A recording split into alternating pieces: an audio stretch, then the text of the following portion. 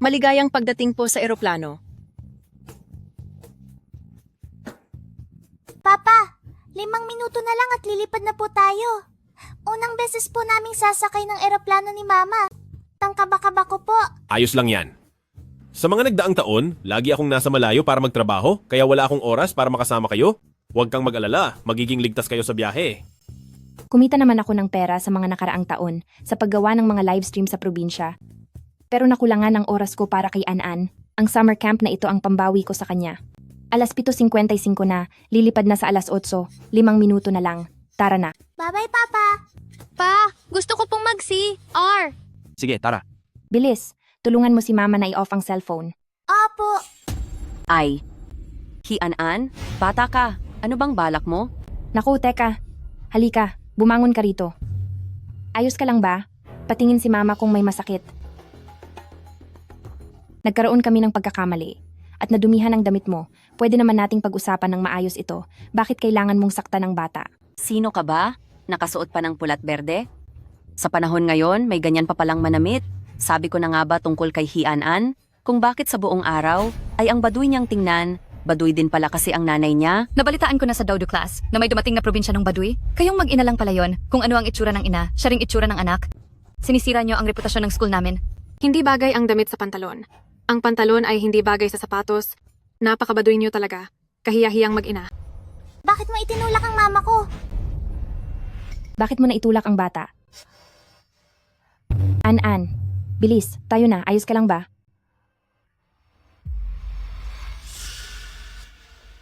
Sinong nagsabing nakawin mong hairclip ko?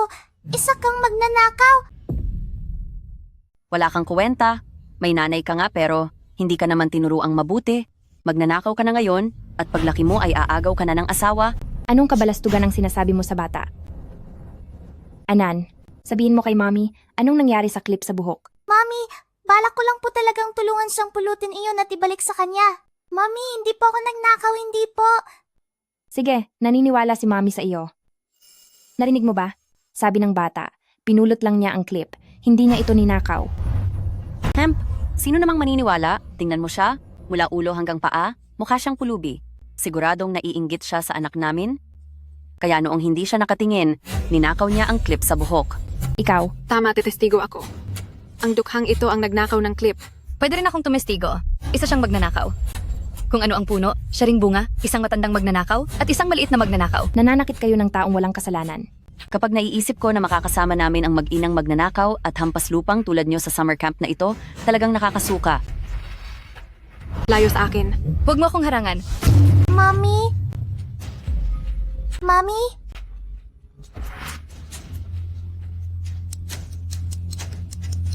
Sobra na ang pang-aapi niyo. Mami? Tulungan mo ako? Mami? Tulungan mo ako? Mami?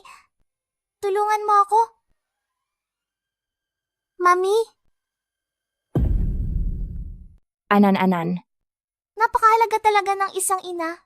Para siyang isang kayamanan sa anak. Pinalaki ako ng aking ina at umaasa lang kami sa kanya sa pagla-livestream niya para kumita ng pera. Ang nanay ko ang pinakamabuting ina sa buong mundo at mamahalin ko sa habang buhay.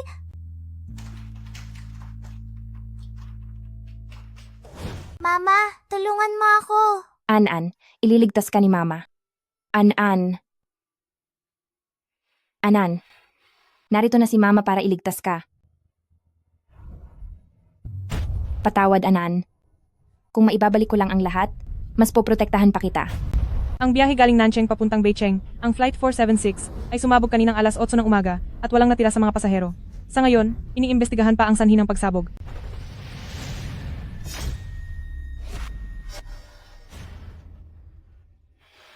Huwag kang mag-alala, magiging ligtas din kayo. Anong nangyayari? Hindi ba't sumabog na ang eroplano? Hindi ba dapat wala na tayo? Bakit buhay pa ako? Mama, 5 minuto na lang bago lumipad ang eroplano. Pumunta na tayo sa upuan natin. An-An, buhay ka pa. Salamat sa langit. Mama, huwag kang umiyak. Buti at ayos lang ang lahat. Ang ibig bang sabihin ay panaginip lang ang pagsabog kanina?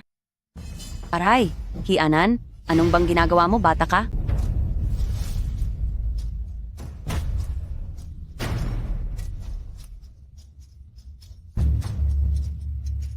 Mama, Magsitakas na kayo.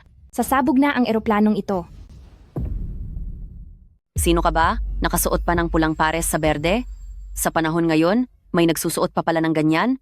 Kaya pala ang Hianan ay parating mukhang baduy manamit araw-araw dahil pala sa baduy niyang nanay na gaya mo? Ito na naman.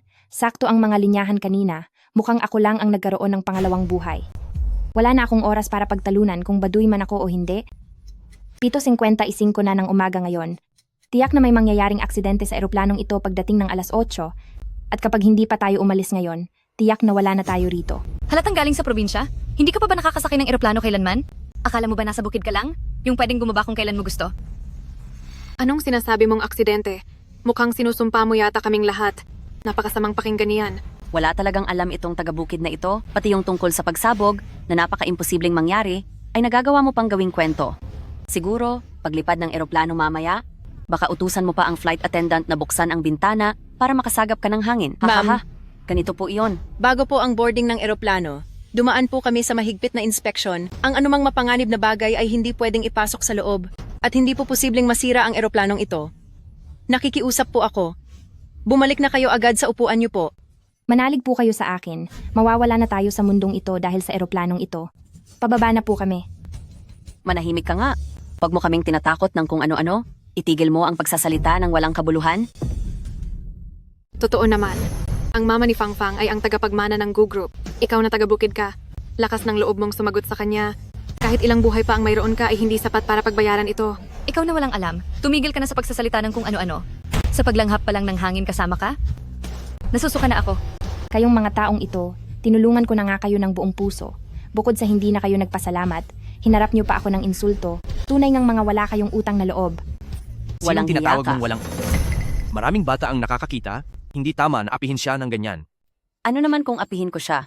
At sino ka namang hampas lupa? Wala ka nang kahit konting pera sa bulsa, kaya huwag kang magmagaling.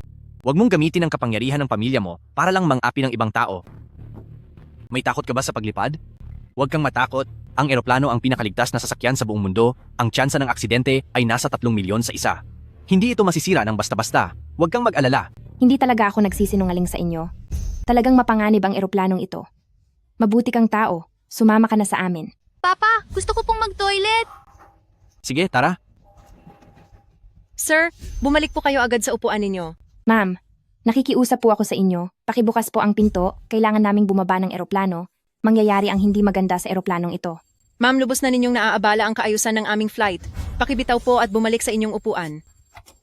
May 2 minuto na lang tayo. 2 minuto na lang.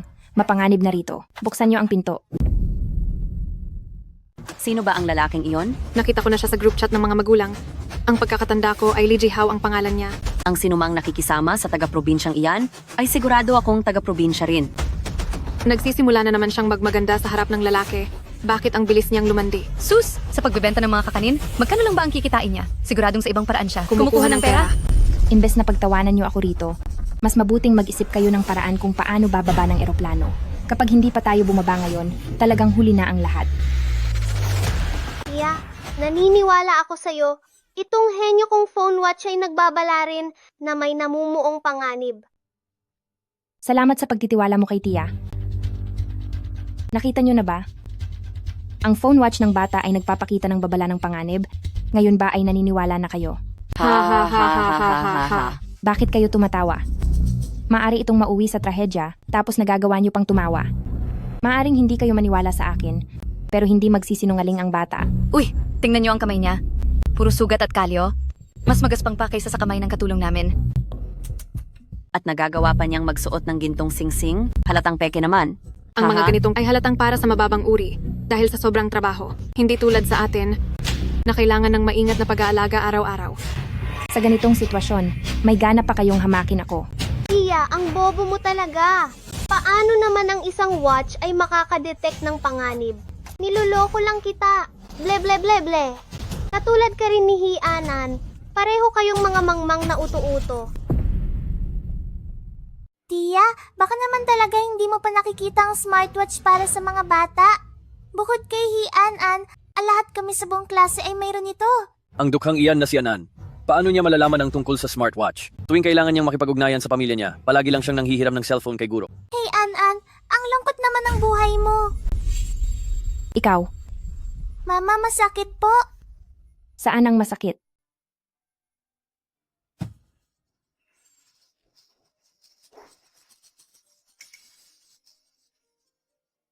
Paano nangyari ito? An-an, sabi mo sa paaralan ay maayos naman ang pakikitungo sa iyo ng mga kaklase mo? Nakikita ko po kasi napagod na kayo sa trabaho. Ayaw ko na pong makadagdag sa problema niyo.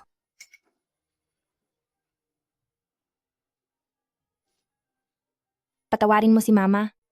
Naging sobrang busy ni Mama kaya napabayaan kita. Sasama ka na kay Mama ngayon, okay? Huwag ka nang umiyak.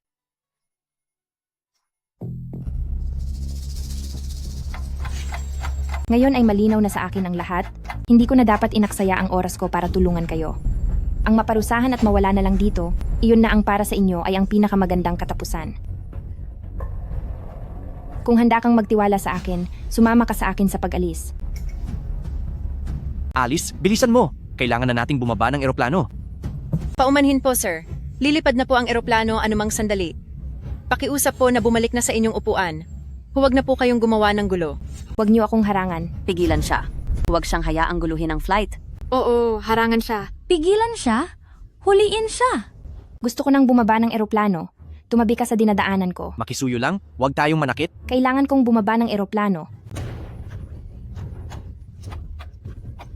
Huwag gumamit ng dahas, kumalma po tayong lahat.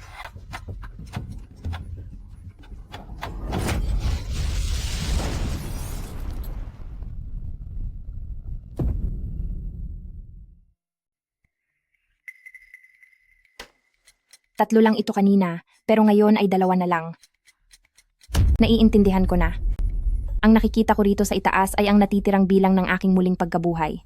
Ang ibig sabihin ng 2 ay maaari pa akong mabuhay muli ng 2 beses.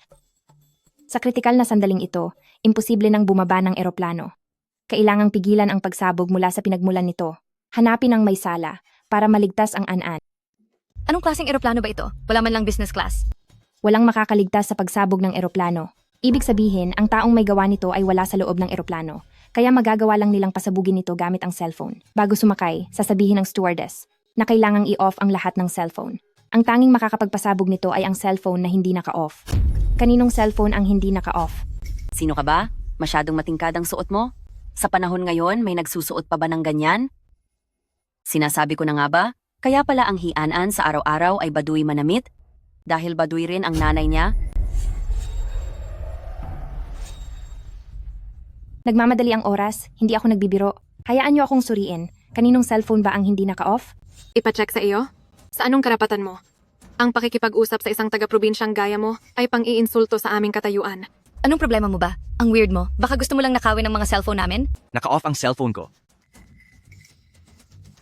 Naka-off na ang kay Li Zihao. At ang cellphone ni Li Wenwen at Gumeng ay hawak-hawak nila. Halata namang naka-off din ang mga ito. Kung gayon, ang natitira na lang ay ang kay Susie. Patingin nga ng cellphone mo, naka-off na ba ito? Wala kang modo, lumayas ka rito. Hian-an, inaapi ng nanay mo ang nanay ko. At ang pamilya niyo ay parehong mahirap at masama. Anan, tandaan mo, kahit galing tayo sa probinsya, hindi tayo mababa sa kahit kanino. Kapag may sumubok namang api sa iyo ng walang dahilan, kailangang lumaban ka. Manood ka ng mabuti. Ituturo ni nanay sa iyo.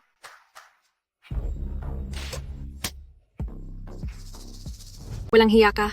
Talaga bang sinasaktan mo ako? Asawa ni Wang Group na tagapamahala, si Susie, bakit mo siya pinagbubuhatan ng kamay? Hindi mo ba alam ang kapahamakan mo? Kayong mag-ina ay talagang mahirap na nga.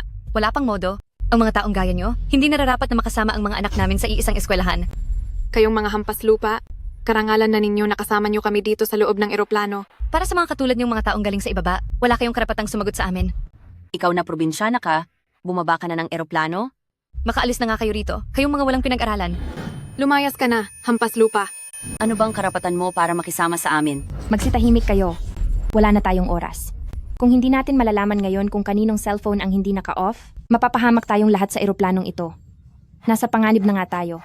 At dadalhin niyo pa yata ang kayabangan niyo hanggang sa hukay.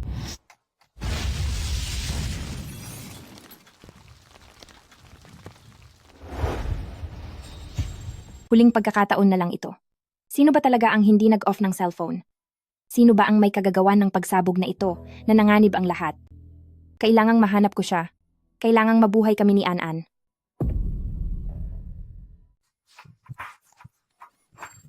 Ah, sino ka ba?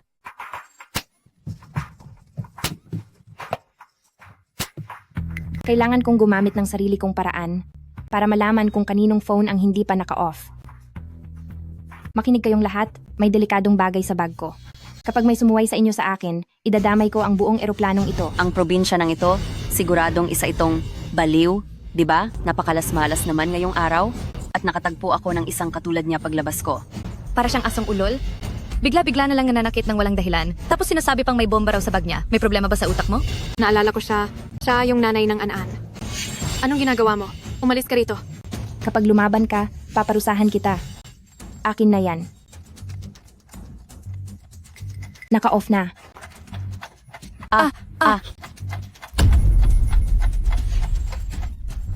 Naka-off na. Naka-off na ang lahat. Bakit lahat sila ay naka-off? Sino ba talaga ang may phone na hindi pa naka-off?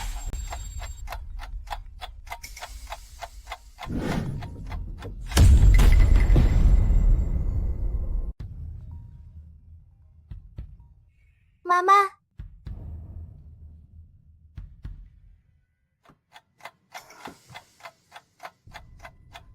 Lagpas alas 8 na. Mukhang hindi nasasabog ang eroplano. Sa wakas, nailigtas ko ang lahat. Mabuti naman, An-An. Napigilan na ni Mama ang pagsabog. Ligtas na tayong lahat. Salamat sa langit. walang laman ang bag na ito. Wala namang bomba sa loob ng bag niya. Niloloko niya lang tayo. Dahil lang nakabenta ka ng kaunting lokal na produkto, akala mo ba ay ang galing mo na? Ang lakas ng loob mong lokohin kami. Sa klaseng babae mong yan, kung ako ang asawa mo, matagal na kitang diniborsyo. Ang hirap mo na, ang dumi mo pa. Hindi mo ba tinitingnan niyang mukha mo? Puno na ng kulubot? Sinong lalaki ang magtitiyaga sa'yo? Tia, napaka-estupido mo at ang sama mo. Galit ako sa'yo at kay Hianan. Si Jiangguo. May iba na ba siya? Lidudu, bakit mayroon kang larawan ng papa ko? Papa ko yan. Mabait ang papa ko sa akin. Ibinili pa niya kami ng napakamahal na insurance, hindi tulad mo na halatang walang nagmamahal sa'yo. Ruan Shue, ngayong nalaman mo na, hindi ko na ito itatago sa'yo. Kung may isip ka pa, makipagdiborsyo ka na agad kay Jiangguo. Kami na ni Jiangguo ang bumubuo ng pamilya ngayon, at si Dodo ang aming anak. Para sa lipad na ito, gumastos siya ng daan-daang milyong dolyar para kumuha ng insurance namin dahil natatakot siyang maaksidente kami. Hinding-hindi mo iyan mararanasan. Mahal, ibinili ko kayo ni Anan ng accident insurance, kaya mag-enjoy lang kayo. Insurance. Ang utak sa likod ng planong pasabugin ang eroplanong ito ay si He Jiangguo. Gusto niya kaming tapusin ng sabay-sabay. Dahil siya ang makikinabang sa insurance. Hindi mo pa ba maintindihan? Kumuha si He Jiangguo para sa atin ng napakalaking insurance, pero naglagay siya sa eroplano ng isang pampasabog. Balak niyang gamitin ang remote control para pasabugin ang eroplano, para tapusin tayong lahat at makuha ang malaking pera sa insurance. Ano na namang kalokohan yan? Kaya pala si Jiangguo ay bad trip sa iyo? Dahil may problema ka pala sa utak. Hindi ako nagsisinungaling. Ang cellphone na ito ang ebidensya. Siguradong mayroon itong device na pwedeng magpasabog. Gagamitin niya ito para kontrolin ang cellphone mula sa malayo at pasabugin ang buong eroplano. Tama na. Ang lahat ng sinasabi mo ay wala akong paniniwalaan kahit isa. Anong pampasabog? Anong panluloko sa insurance? Wala kang ang magandang panlasa, pero ang galing mong gumawa ng kwento. Sasabihin ko sa'yo, baliw na baliw sa akin si Jiangguo at gustong-gusto na niyang makipaghiwalay sa'yo. Isa lang siyang taong uhaw sa yaman at status. Hindi mo pa ba nakikita? Kung talagang mahal ka niya, bakit niya hahayaang sumakay kayo sa eroplano? Nawawala ka na ba sa sarili? Ito ang pinakamahusay na prestiyosong paaralan sa Nancheng na nag-organisa ng summer camp. Kung hindi ako sasama, papayagan ba nilang isang gaya mong baduy ang pumunta? Hindi ko rin alam kung paano nakapasok ang anak mo sa paaralang ito. Paano pa ba siya nakapasok? Sa tingin ko, ay gumamit siya ng katawan. Balita ko kasi, para pumanig ang pamilya ng mga empleyado, nagbubukas ang paaralan ng ilang slot para sa mga guwardiya. Wala na siyang magawa, kaya kumapit na lang siguro siya sa guwardiya. Sinungaling ka. Ang anan ko ay pumasok gamit ang sariling galing. Hindi tulad niyo na mahina sa pag-aaral kaya kailangang dumaan sa shortcut. Mama, siya ang tatay ko. Siya ang tatay ko. Mama, bakit ang tatay ko ay naging tatay ni Lidudu? Tatay ko siya. Hindi niya siya tatay, di ba? Anan, kapag malaki ka na, ipaliliwanag ni Mama sa iyo. Hindi kaya, sabi ni Papa. Ayaw na raw niya sa inyo, tatay ko lang siya. Narinig mo yan? Kahit ang bata, alam na ayaw na sa iyo ni Django. Ruan Shue, sa ginagawa mong iyan bilang babae, nakakagulat talaga. Ayaw na sa iyo ng lalaki. Pero ayaw mo pa ring bumitaw, wala ka bang hiyang natira? Matino ba ang sinasabi mo? Samantalang si He Jiangguo ang totoong nangaliwa, pinagtaksilan niya ang aming kasal. Pero mas kinakampihan mo pa ang taong taksil na iyon. Ang mga taong nagmamahalan ang dapat bumuo ng pamilya. Inaagaw mo ang posisyon na hindi para sa iyo, ikaw ang lumalabas na kabit. Tama, Ruan Shue. Ikaw at ang magnanakaw mong anak? Ang sumisira sa aming masayang pamilya. Wala ka talagang katuwiran. Ang kapal talaga ng mukha mo. Bakit mo ba pinapahaba pa ang usapan? Sila ang dalawang tao na may tunay na pagmamahalan. Saling pusa ka lang. Anong karapatan mong magwala rito? Ang tanda at ang jologs mo na? Sa tingin mo ba mawiwindang mo ang puso ng isang lalaki? Iisipin mo bang iiwan niya ang asawa at anak niya? Para lang makasama ka? Si Dodo ang tunay na anak ni Django, iniingatan at pinakamamahal niyang tunay. Walang binatabat si Anan kay Dodo. At pangarap mong agawin ang tatay ni Dodo?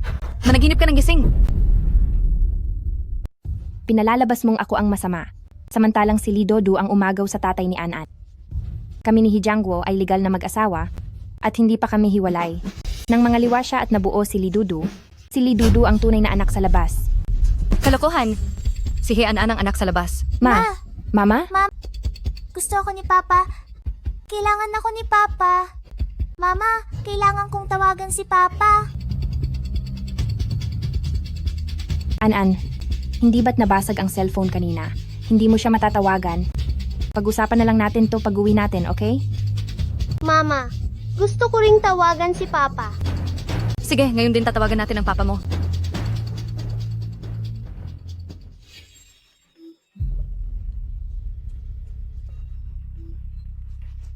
Anong nangyayari?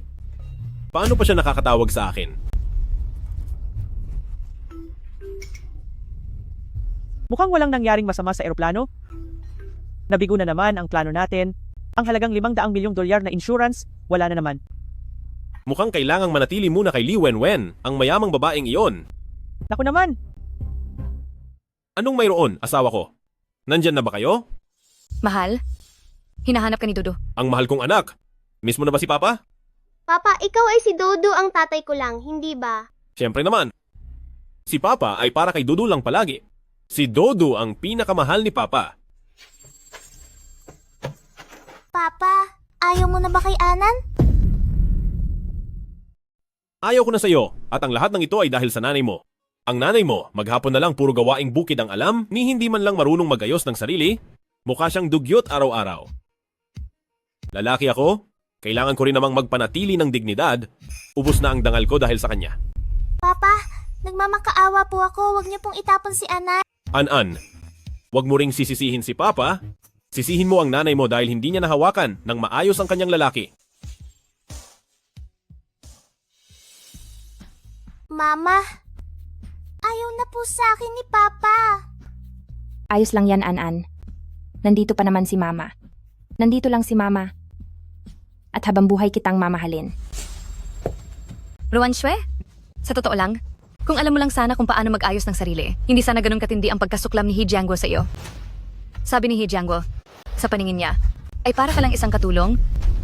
Puro laba at luto lang ang alam, walang kabuhay-buhay, nasusuka siyang makita ka. Ang mga lalaking taksil at nanggigiba ng pamilya, tanging mga taong katulad mo lang ang nagpapahalaga sa kaniya bilang kayamanan. Anong sinasabi mo? Wala kang pakialam.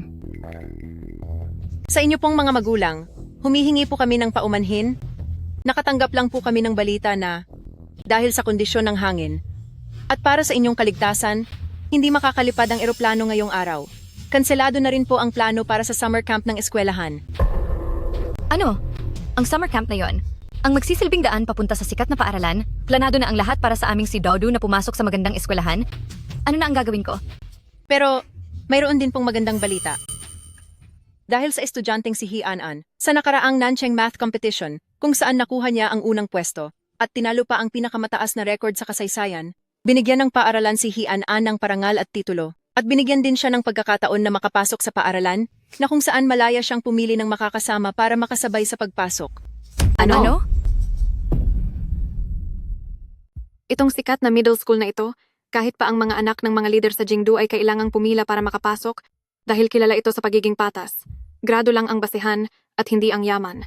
Hindi ko akalain na nakuha ni Hian-an ang karangalang ito. Kailangang amuyin ko ang kaniya para isama ang aking si Fangfang. Si Fangfang ang katabi mo sa upuan. Kapag nasa junior high ka na, ay dapat mo siyang isama. Siyempre, dapat mong piliin ang ating si Xuan. Ang ating si Xuan ay isang tunay na lalaki at kaya kanyang protektahan. Anan, piliin mo si Dudu. Tunay mo siyang kapatid na babae at magiging pamilya na tayo balang araw. Para sa kinabukasan ng anak ko, bahala na kung magalit man si Lee Group. Anong pamilya? Mahiya ka naman. Isa ka lang masamang babae na nangaagaw ng asawa ng may asawa. Tama! Hindi hangal ang ating si Anan. Kahit sino pa ang piliin niya, hinding-hindi ka kasama. Ang dumi ng bibig mo. Siguradong pipiliin ni An-an ang ating si Dudu. Dahil magkapatid sila, magtutulungan silang dalawa sa hinaharap. Kayong dalawa, tumabi nga kayo sa isang tabi. Para sa kinabukasan ng anak ko, wala na akong pakialam. Ikaw ang dapat lumayas. Isa ka lang na nangaagaw ng asawa ng may asawa. Anan, piliin mo ang aming si Xuan. Tama? Dahil lang mayaman si Lee Group, nagawa niyo ng manapak ng kapwa at maliitin kaming lahat. An-an, ang aming si Fangfang, ang piliin mo. Nako, Ana naman. Napakaganda naman ito. Kayong mga tao rito, mukhang pera at walang prinsipyo. Anan, piliin mo kung sino ang gusto mo.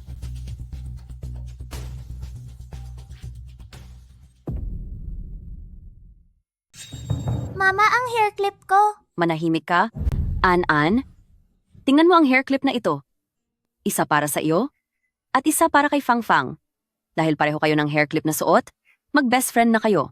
Ang mag-best friend ay hindi dapat naghihiwalay, dapat ay magkasama kayo habang buhay, kaya isama mo si Fangfang sa pagpasok sa eskwela ha? Nakakatawa naman ito. Isang hamak na hair clip lang, ay gusto mo nang kapalit ang slot para sa admission ng ating Anan? Sa tingin mo ba sa aming Anan ay tanga? An-an? Tingnan mo, kayong dalawa, ang laki ng pagkakahawig ninyo, bagay na bagay bilang tunay na magkapatid. Halos pareho ang tangkad ninyo, pero mas matanda ka kay Dodo ng kalahating buwan. Ikaw ang ate? At ang ate ay dapat na nag-aalaga sa kapatid, hindi ba? Siguradong isasama mo ang ating Dodo sa eskwelahan, tama ba? Magkahawig sina An-an at Dudu. Siguro ay bulag ka na. Kahit sino ay makakakita na malayo ang antas ni Dodo kay An-an. Anong kapal ng mukha para ipagparaya si Dodo at si An-an na ituring na magkapantay?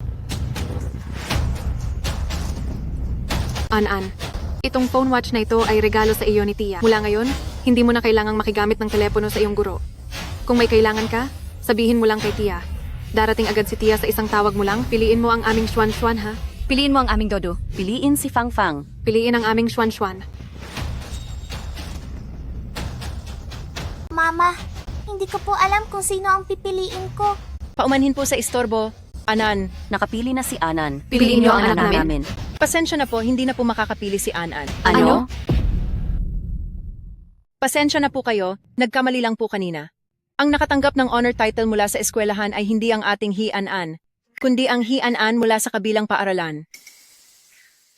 Sinasabi ko na nga ba, paanong ang isang batang prom D ay posibleng makakuha ng honor title? Maling-mali talaga ang akala nila. Tama. Anong honor title? Isa lang siyang malas sa buhay. Kung hindi dahil sa inyong mag-ina, matagal na sana kaming nakarating sa summer camp. Ruan Shue, ngayon din ay dapat humingi ka ng tawad sa amin. Hindi ba kayo marunong mga tuwiran? Nagkamali ang school sa pangalan. Problema na iyon ng school. Hindi makaalis ang eroplano dahil iyon sa lagay ng panahon. Ano ang kinalaman ko doon? Kung hindi ko pinigilan ang pagsabog ng eroplano, nandito pa ba kayo ngayon para sisihin ako? Kayong lahat, imbes na magpasalamat sa akin, ako pa ang sinisisi nyo sa kasalanang hindi ko ginawa.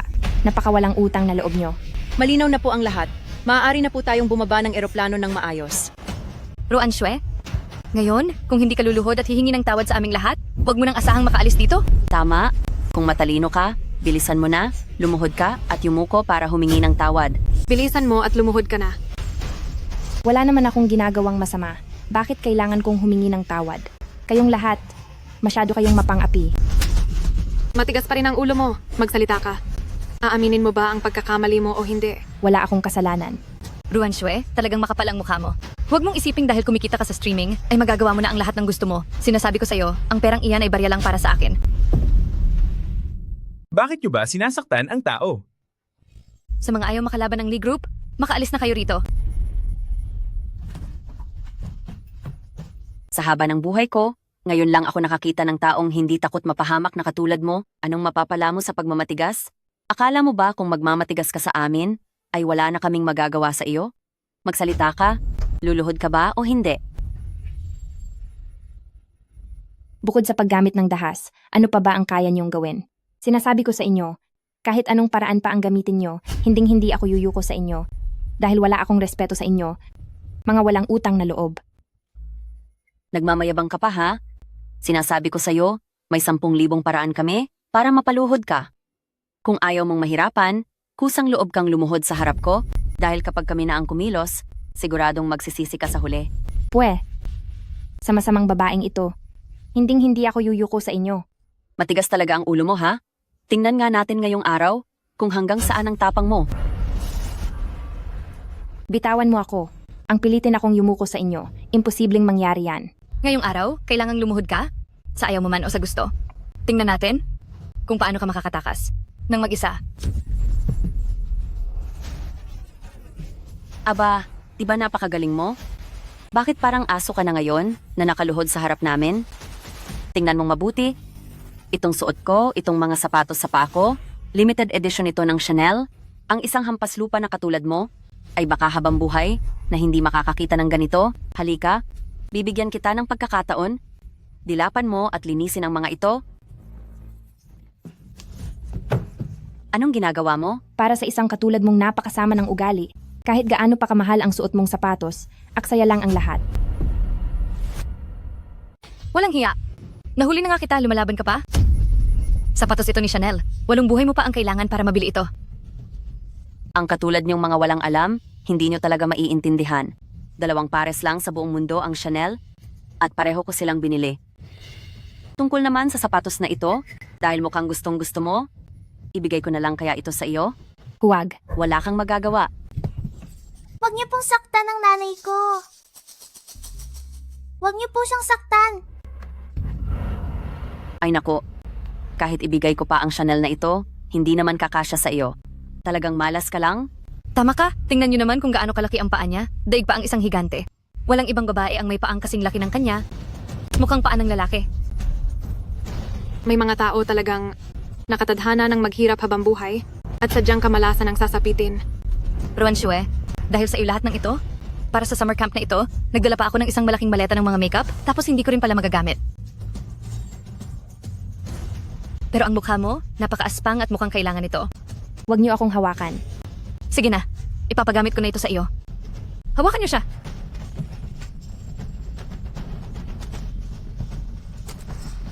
Huwag niyo akong hawakan. Huwag kang malikot. Magaling, magaling. Mas masarap na siyang tingnan ngayon. Alam mo na ang pangit mo, kaya huwag ka ng pakalat-kalat. Baka masira mo pa ang paligid at nakakadiri ka pang tingnan. Nagkamali nga ako. Nagkamali ako na dapat ay hindi ako sumabay sa inyo sa eroplano. Nagkamali ako na nagmalasakit pa ako sa inyo at iniligtas kayong lahat.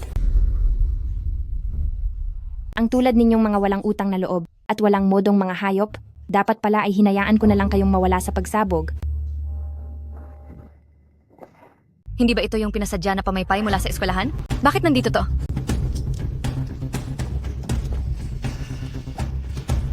Ibinigay po sa akin ito ng guro ko, huwag niyo pong hawakan. Ang probinsyana mo naman? Ito ay pinasadya at 3 piraso lang na pamaypay ito. Kahit si Dodo namin ay wala nito. Paano magkakaroon ka niyan? Siguradong ninakaw mo lang to. Hindi ko po yan ninakaw. Nakuha ko po iyan dahil top 1 ako sa school. Regalo po iyan ng guro ko. Kasalanuan yan. Siguradong ninakaw mo iyan, akin na yan. Li Wenwen, hindi ka pa ba titigil? Ang pamaypay na iyan ay totoong ibinigay ng guro bilang parangal sa mahuhusay na estudyante. Dahil walang ganito ang anak mo, ibig sabihin lang nito ay mas mahusay si Anan kaysa sa anak mo. Bilang isang magulang, imbis na tulungan mong mapataas ang grado ng anak mo, nagawa mo pa talaga na agawin ang pamaypay ni Anan. Hindi ka ba nahihiya? Nagagawa mo na akong hamakin ngayon? Mukhang hindi pa pala sapat ang pagpaparusa ko sa iyo kanina. Kayong mag-ina, dapat na kayong turuan ng leksyon. Nanay ni Xuan Xuan, nanay ni Fang Fang. Sabay-sabay tayo. Leksyonan niyo ang walang hiyang babaeng ito. Huwag niyo nang saktan ng mama ko. Hindi ko na kailangan ng abanikong ito. Ang sa inyo na ito. Sana ay ganoon na lang ang ginawa mo noon pa. Ruan Xue, tingnan mo ang sarili mo. Mas may isip pa ang anak mo kaysa sa iyo. Tingnan niyo ang pagkakagawa nito. Hindi nakapagtatakang ito ang nanggaling sa nangungunang paaralan sa Nancheng. Pati ang mga tadyang ng abaniko ay gawa sa napakagandang uri ng kawayan. Ang ganito kamahal na bagay, kung ibibigay sa mga hampas lupang gaya niyo, hindi ba't pagsasayang lang yon? Totoo po iyon, di ba? Hindi naman bagay sa inyo ang mga ganitong karangyaan. Ang paghawak sa abanikong ito ay isa ring pagsasayang. Hindi ko alam kung ano ang iniisip ng paaralan para ibigay ang ganito kamahal na abaniko sa kanila. Nakuha mo ang bagay na iyan sa ganyang paraan. Magiging panatag ba ang loob mo? Ang abanikong ito ay hindi naman talaga mahalaga para sa amin. Pero, ang paraan ng pagpapahalaga mo sa abanikong iyan ay talagang masakit sa mata. Ang taong mababa ang katayuan na gaya mo sa harap namin ay dapat maging mapagkumbaba. Lalo kang nahihirapan, lalo akong sumasaya. Ang taong gaya mo, na ang kasiyahan ay ang mang-api ng iba, ay pagbabayarin din balang araw. Kung pagbabayarin man ako o hindi, ay wala akong pakialam. Pero ang tanong, kakayanin mo kaya? Ang parusang ibibigay ko sa iyo. Dahil masyado mong pinahahalagahan ang abanikong ito, gagamitin ko rin ang mismong abanikong ito para maturuan ka ng leksyon. Naglakas loob ka pang umiwas? Dapat kang sumunod kapag parurusahan kita. Kapag pabalik-balik ka sa pag-iwas, at hindi sinasadyang matamaan ng anak mo, hanggang sa masugatan ng mukha niya, ay tiyak na hindi maganda iyon? Hindi ba tama ako?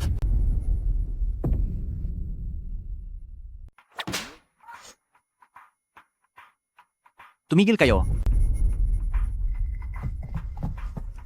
Ayos ka lang ba? Hoy, ikaw na hampas lupa? Huwag mong sabihing nagkakagusto ka kay Ruan Xue na walang hiyang babaeng ito? Hindi ko lang talaga matanggap na nang aapi kayo ng iba dahil lang sa inyong katayuan. Tumigil ka nga. Huwag mong isipin na hindi namin napapansin ang masama mong balak kay Ruan Xue. Nagtataka lang ako dahil may anak ka na rin namang lalaki, ngunit lumalabas ka pa para protektahan ang hampas lupang ito. Papayag kaya ang anak mo? Sa tipo ni Lizzie Howe na sa tuwing makakakita ng babae ay tila gustong sumunggab agad, paniguradong ang anak niya ay matagal na ring naligaw ng landas. Si An-An ang matalik kong kaibigan. Walang sino man ang pwedeng mang-api kay Anan. Anong malay mo sa murang edad mo? Hindi kaya dahil sa tingin mo ay maganda si An-An at gusto mo siyang maging asawa balang araw? Hahaha. Dahil isa ka na ring ina, bakit kailangang maging ganyan kasama ang pananalita mo? Nagawa mo pang sabihing masama ako? Kahit anong sama ko, mas nakakasuka ka. Isa ka lang namang pulubi na hindi ko alam kung saan nanggaling, tapos magpapanggap ka pang tagapagtanggol. Sabihin na nating ang niligtas mo ay isang magandang babae. Maaari pa, ngunit ang niligtas mo ay isang pangit na tao. Ano ba? Hilig mo ba talaga sa pangit? Sabi mo ay pangit si Ruan Xue? Pero sa tingin ko, ang mga babaeng katulad nyo na mukhang maganda sa labas, ngunit madilim naman ang kalooban, kayo ang mas pangit. Si Ruan Xue ay 10,000 beses na mas maganda kaysa sa inyo. Naglakas loob kang pagsabihan ako ng ganyan. Kilala mo ba kung sino ako? Ako ay asawa ng tagapagmana ng pamilya Wang. Gusto mo bang pagbayarin kita ng matindi? Wang Group? Isang maliit na kumpanya lang naman. Paano kung isasama ako? Nancheng Gu family? Mapapaalis ka na ba sa Nancheng? Subukan nyo lang. Mr. Lee, salamat sa pagtatanggol sa akin. Pero sila ay mga taga-Nancheng na may malaking pangalan. Ayaw ko pong madamay ka pa, kaya umalis ka na. Hindi magiging madali ang pag-alis mo ngayon. Ikaw na hamak na probinsyano, naglakas loob kang banggain ang Wang family at Gu family, mukhang nababaliw ka na. Uy, teka. Hindi probinsyano ang papa ko. Siya ang boss ng kumpanya. Nagpapatakbo siya ng mahigit 1,000 tao. Walang makakatalo sa papa ko. Hahaha. 1,000 tao sa kumpanya? Bata, huwag kang magsisinungaling. Hindi po ako nagsisinungaling. Talagang napakahusay ng papa ko. Aba, baka naman ang gusto mong sabihin, ang papa mo ang pinakamayaman sa Nanxi at siya ang presidente ng Lee Group? Hindi ko akalain na sa bata mong yan ay mahilig ka ng magmalaki. Alam mo ba kung gaano katindi ang Lee Group? Ubo pa lang niyan. Tiyak na mayayanig na ang buong Nancheng. Lizzie Howe, kahit sabihin mo pang ikaw ang presidente ng Nancheng Lee Group, o kahit maging presidente ka pa ng isang ordinaryong kumpanya, hindi ko man lang narinig ang pangalan mo, bakit ang yabang mo? Napakatawa naman. Kung gusto mong iligtas si Ruan Xue, dapat ay patunayan mo ang sarili mo. Ang isang hamak na pobreng katulad mo ay ginagawa lang nakatawa-tawa ang sarili. William, huwag kang magagalit. Ang pananaw ng mga tiya na ito ay maling-mali. Ang pagtulong ay hindi nakabase sa yaman. Ang pagtulong natin kay Ruan Xue tiya, pati na rin kay An-An, ay walang anumang kinalaman sa kung tayo ay may pera o wala. Sabihin mo sa kanila, ano ba ang pinanghahawakan natin? Isang pusong tapat at makatarungan. Ang dakilang hampas lupa, at isang maliit na hampas lupa, talagang hindi kayo marunong tumingin sa sarili nyo. Kung mayroon ka talagang kakayahan, o kung ikaw nga talaga ang presidente ng Lee Group, baka sakaling ngayon ay bigyan ka namin ng mukha. Pero sayang lang, dahil isa ka lang walang kwentang basura. Ngayon, kahit ikaw pa, o ang Ruan Xue, sa sandaling kinalaban nyo kami, siguradong may parusa kayong matatanggap. Kay lakas naman ng loob mo. Kung ako nga ang tinutukoy ninyong Lee Group President Lee, ano ang gagawin ninyo? Nagbibiro ka ba? Ang aming Gu family ay nakipagkasundo na sa Nancheng Lee Group para sa isang malawak na pagtutulungan. Sa susunod na taon, ay mabilis kaming magiging pangalawang pinakamalaking grupo sa Nancheng. Sa tingin mo ba ay hindi ko kilala ang presidente ng Lee Group? Huwag kang masyadong mayabang. Wala naman akong maalala tungkol sa iyo. Isa kang taga-probinsya. Natural lang na hindi mo ako kilala. Kung hindi dahil sa summer camp na ito, paano namang ang tulad mo ay magkakaroon ng ugnayan sa akin?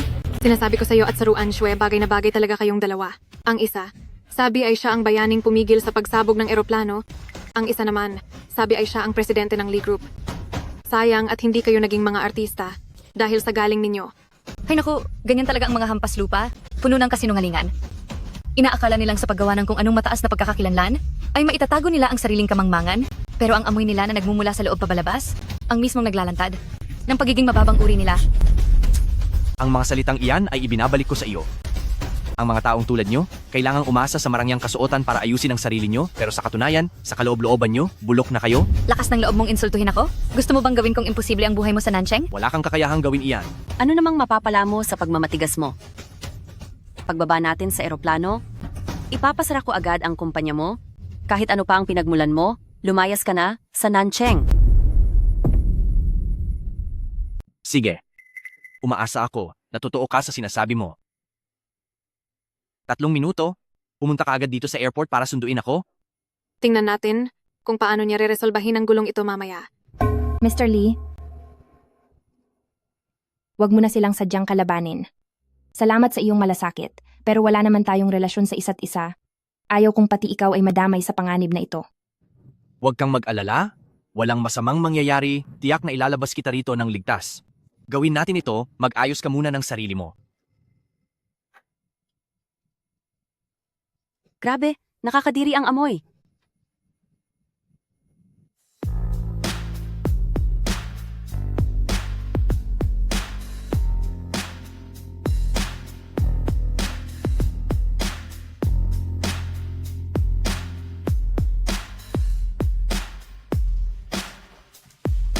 Mama, Tara na.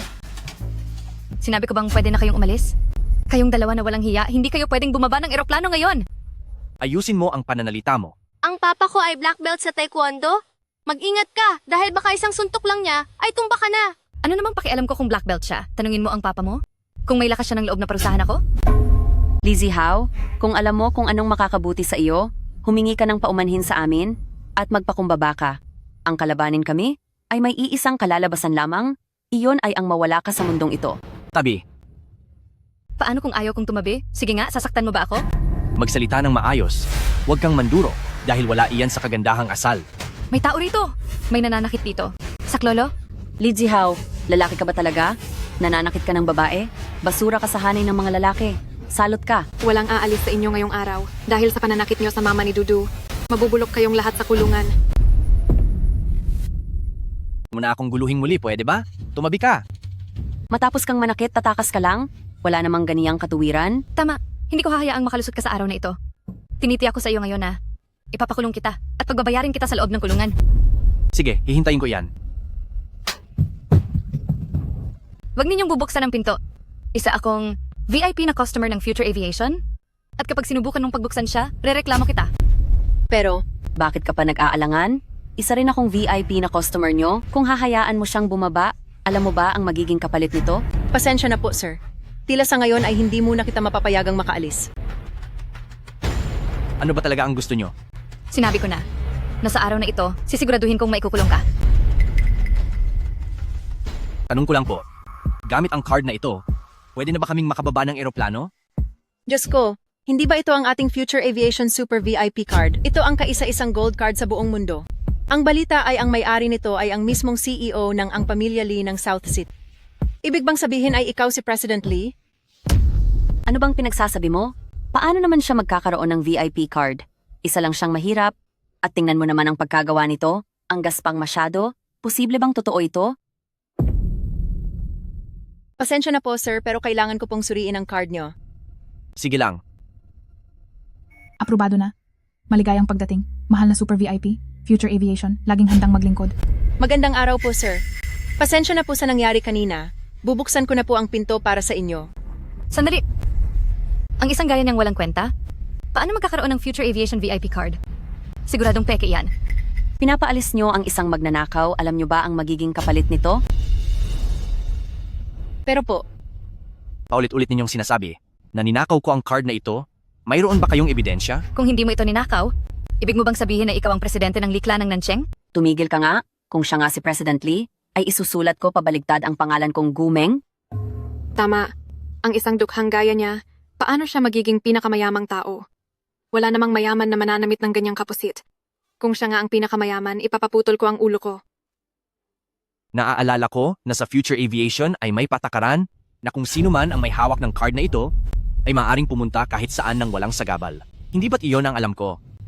opo sir, iyon nga po ang patakaran namin. At dahil nasa kamay ko na ang card, bakit hindi pa nyo binubuksan ang pinto?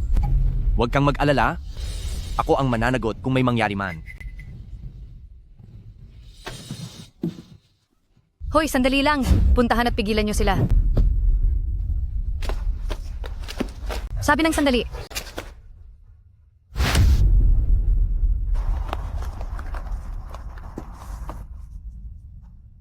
President Lee, mabuti. Papa, bye-bye!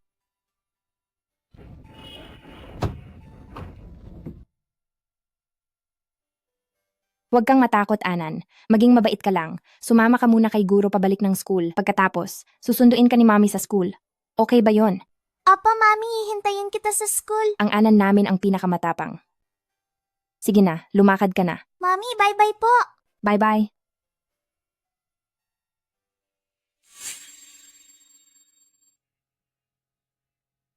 Ipapahatid muna kita sa driver mamaya. President Lee, Sige. hindi ko akalain na sa unang araw ko sa trabaho ay bibigyan na ako ng halaga ni Butler Wang. Pinapunta niya ako para sunduin si President Lee pa uwi. Kailangan kong galingan sa trabaho. Sino kaya ang susunduin ng sasakyang ito? Siguradong susunduin niyan si Wenwen. Ay, oo nga naman. Sino pa ba ang susunduin kung hindi si Wenwen? Imposible namang isundo yan para sa dalawang iyan, di ba? Paano naman ito magiging sundo para sa kanila? Siyempre, para sa akin yan. Ang isang katulad niya na mula ulo hanggang paa ay walang $100 ang halaga, isang talunan, at isang matandang galing sa probinsya. Paanong may susundo sa kanila? Sa bagay? Siguradong para kay Wenwen yan? Hindi ba yung assistant kanina ay tumawag ng President Lee? Ang tanging pasok sa description ay ang ating Wenwen. Ginagamit lang naman niya ang kapangyarihan ng pamilya para makasakay sa ganyang marangyang sasakyan. Ano ba ang dapat ipagmayabang doon? Ang daming bodyguards. Ganito ka-engrande. Ganitong sasakyan. Kahit paano mo isipin, hindi iyan para sunduin ang pulubing iyan. Masyado kayong nagagandahan. Grabe, si Papa naman talaga oh. Susunduin lang naman ako, ginawa pang ganito ka-engrande. Hindi katulad ng ibang tao dyan, baka kahit kailan hindi pa nakakita ng mamahaling sasakyan. Ang galing talaga ni Wenwen. Baka may mainggit niya na. Si Wenwen ay parang isang prinsesa. Talagang karapat-dapat bilang anak ni Lee Group. Kapag natapos ko ng asikasuhin ng 2 talunang ito, pauutusan ko ang assistant na ihatid kayo pa uwi. Napaka-generous ni Miss Lee. Nakakainggit talaga siya. Oo nga. Paano mo nalaman na ikaw ang tinatawag nila at ang sasakyan ay para sunduin ka? Huwag kang mag-alala. Sinabi kong ihahatid kita at tutupad ako sa pangako ko. Naku, ang sasakyang ito ang pinakabulok sa amin. Mayroon kaming mahigit 100 mararangyang sasakyan. Nakakita ka na ba kahit isa niyan? At nagawa mo pang magtanong, kung ako ba ang susunduin? Kung hindi ako, sino pa? Ikaw? 100 mamahaling sasakyan at ito pa ang pinakabulok? Oo naman. Alam mo ba ang halaga ng sasakyang ito bago mo sabihing sinundo ka nito? Anong karapatan mong tanungin ako? Ano bang tingin mo sa sarili mo? Sasakyan lang iyan? Ano naman kung hindi ko alam? 10 piraso lang nito sa buong mundo. Ang bawat isa ay nagkakahalaga ng mahigit $100 milyong. At itong nasa harap mo ay ang pinakaunang nagawa. Diyos ko, ganun ba talaga iyan kamahal? $100 milyon. Kayang bilhin niya ng ilang daang sasakyan namin. Ganun ba kayaman ang pamilya ni Wenwen? Alis na tayo. Sandali! Ano pa bang gusto mo? Huwag mong hawakan ang sasakyan ko. Sinabi niya nang si President Lee ang susunduin niya, hindi ikaw. Sige. Magsalita ka? Sino ba si President Lee? Nasusunduin mo? Siya ba o ako? Ano kasi? Sino nga ba rito ang tunay na President Lee? Damit mula sa Balenciaga, custom-made na relo, ang lahat ng suot niya ay aabot sa $1,000,000. President Lee, nandito po ako para sunduin kayo. Narinig mo iyon? Ako ang sinundo niya. Hindi ikaw na isang hamak na basura. Tingnan mo muna ang sarili mo, mula ulo hanggang paa. May bagay ba sa iyo sa marangyang sasakyang ito? Kahit dumikit ka lang dyan, lalabhan ko iyan ng 800 beses. Ano naman kung daan-daang $1,000,000 iyan? Hindi ba 4 na gulong lang din iyan? Pero dahil lumapit ako sa sasakyan mo, kailangan talaga itong hugasan ng mabuti, disimpektahin, para hindi mahawaan ng bahid ng inyong pagkamasilaw sa pera. Huwag ka nang maging matigas ang ulo. Humingi ka na lang ng paumanhin sa amin ng maayos. Kakausapin ko ng mabuti si Wenwen at baka sakali ay isabay ka pa niya sa pag-alis.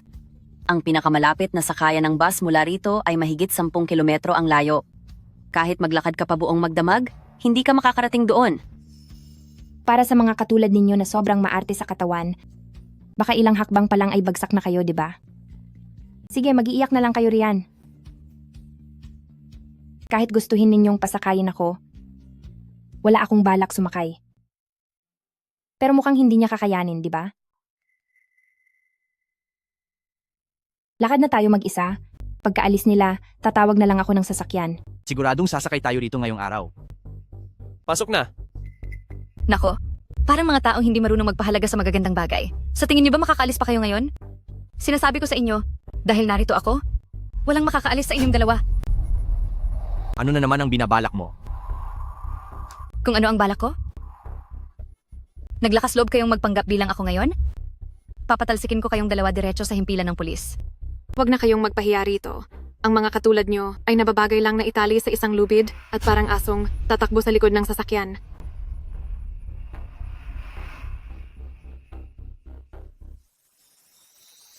Anong ibig mong sabihin? Nako, ang himpilan ng pulis mula rito sa probinsya ay medyo malayo yata. Ito ang pamasada nyo pabalik sa probinsya nyo. Walang anuman. Grabe, sobrang bait talaga ni Wenwen. Kung ako iyan, pinalakad ko na lang sila pabalik. Wenwen, masyado ka pa ring mabait sa kanila. Binigyan mo pa sila ng pamasada. Sabihin na nating ikaw si President Lee? Yamang pareho naman ang inyong apelyidong Lee. Sige, sabihin na rin nating sayo ang sasakyang ito. May 10 niyan sa buong mundo. Pero paano naman ang plaka? May lakas loob ka bang sabihin ang plaka ay sayo rin? Anong plaka?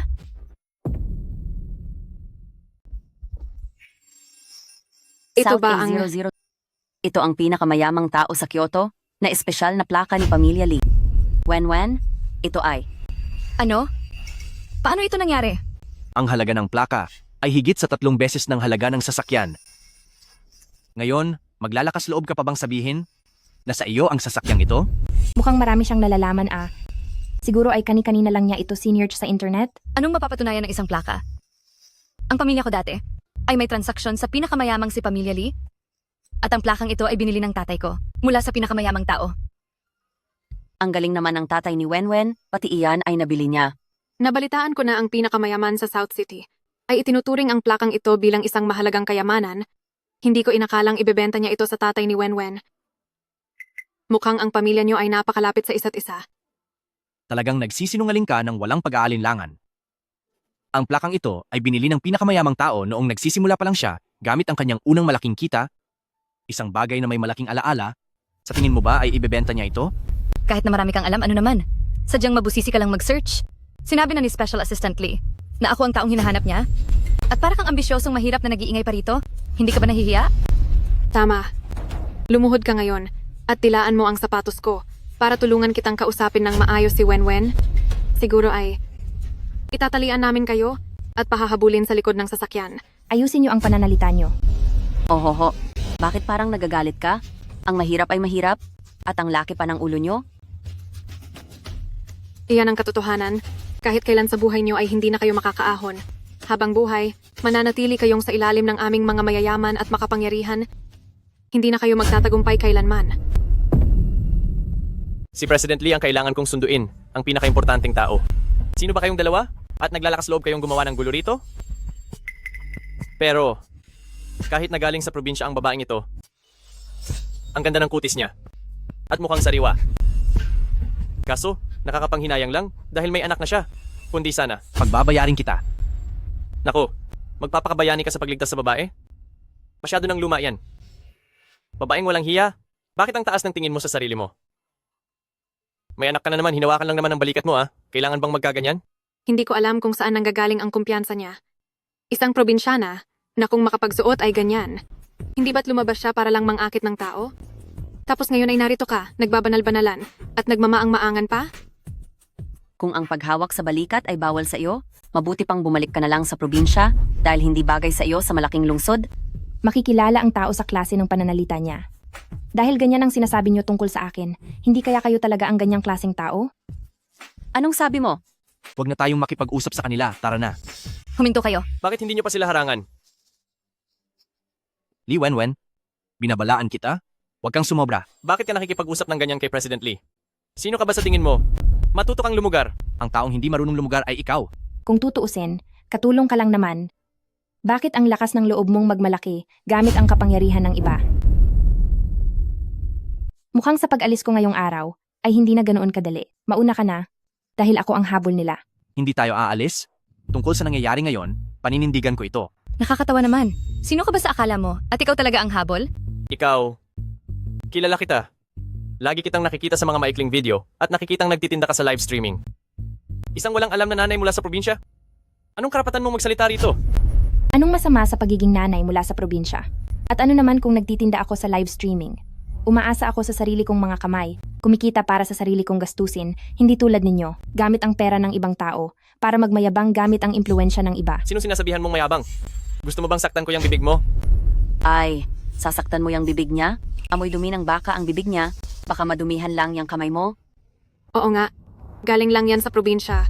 Lumapit ka lang ng konti, mangangamoy ka na agad. Napakabaho talaga. Pwe. Ruan Shue, nababaliw ka na ba? Walang hiya ka. Subukan mong gumalaw. Naglakas loob ka na sipain ako? Alam mo ba na noon ay nagsilbi ako sa isang mayamang pamilya? Kilala mo ba si Lee Hongying at si Elderly? Pangatlo siya sa listahan ng pinakamayaman. May ari-ari ang aabot sa 100 bilyong dolyar. Hangang-hanga siya sa akin. Isang salita lang niya at siguradong tapos ka na. Ang aso ay aso pa rin? Umaasa lang sa kapangyarihan ng iba. Anong sinabi mo? Nakakasalamuha ko ang mga pinakamataas na tao sa lipunan. Ito ang antas na kahit kailan ay hindi mo maaabot habang buhay. Si Lolo Lee Hongying, kilala ko rin siya. Dahil hirap na siyang maglakad nitong mga nakaraang taon. Nabanggit niya na may isang bata na maayos na nag-aalaga sa kanya, na ginagawa ang lahat. Kaya dahil doon, parurusahan na lang kita ng kaunti. Huwag mo nang pangarapin. Sinasabi ko sa iyo, kung gusto mong makalabas dito ngayon, isa lang ang paraan. Para kang asong itatali sa likod ng sasakyan at kakaladkatin papalabas. Tama iyon. Huwag niyo kaming sayangin sa oras. Dahil ang oras namin ay napakahalaga. Tawagin mo ang pinuno ng paliparan na lumapit dito at magdala ka ng lubid. Kailangan kong makita mismo ng aking mga mata ang pagkaladkad sa dalawang iyan palabas. Sige po, President Lee. Gagawin ko na po. Hello? Ikaw ang manager ng airport, di ba? Pumunta ka agad dito ngayon din.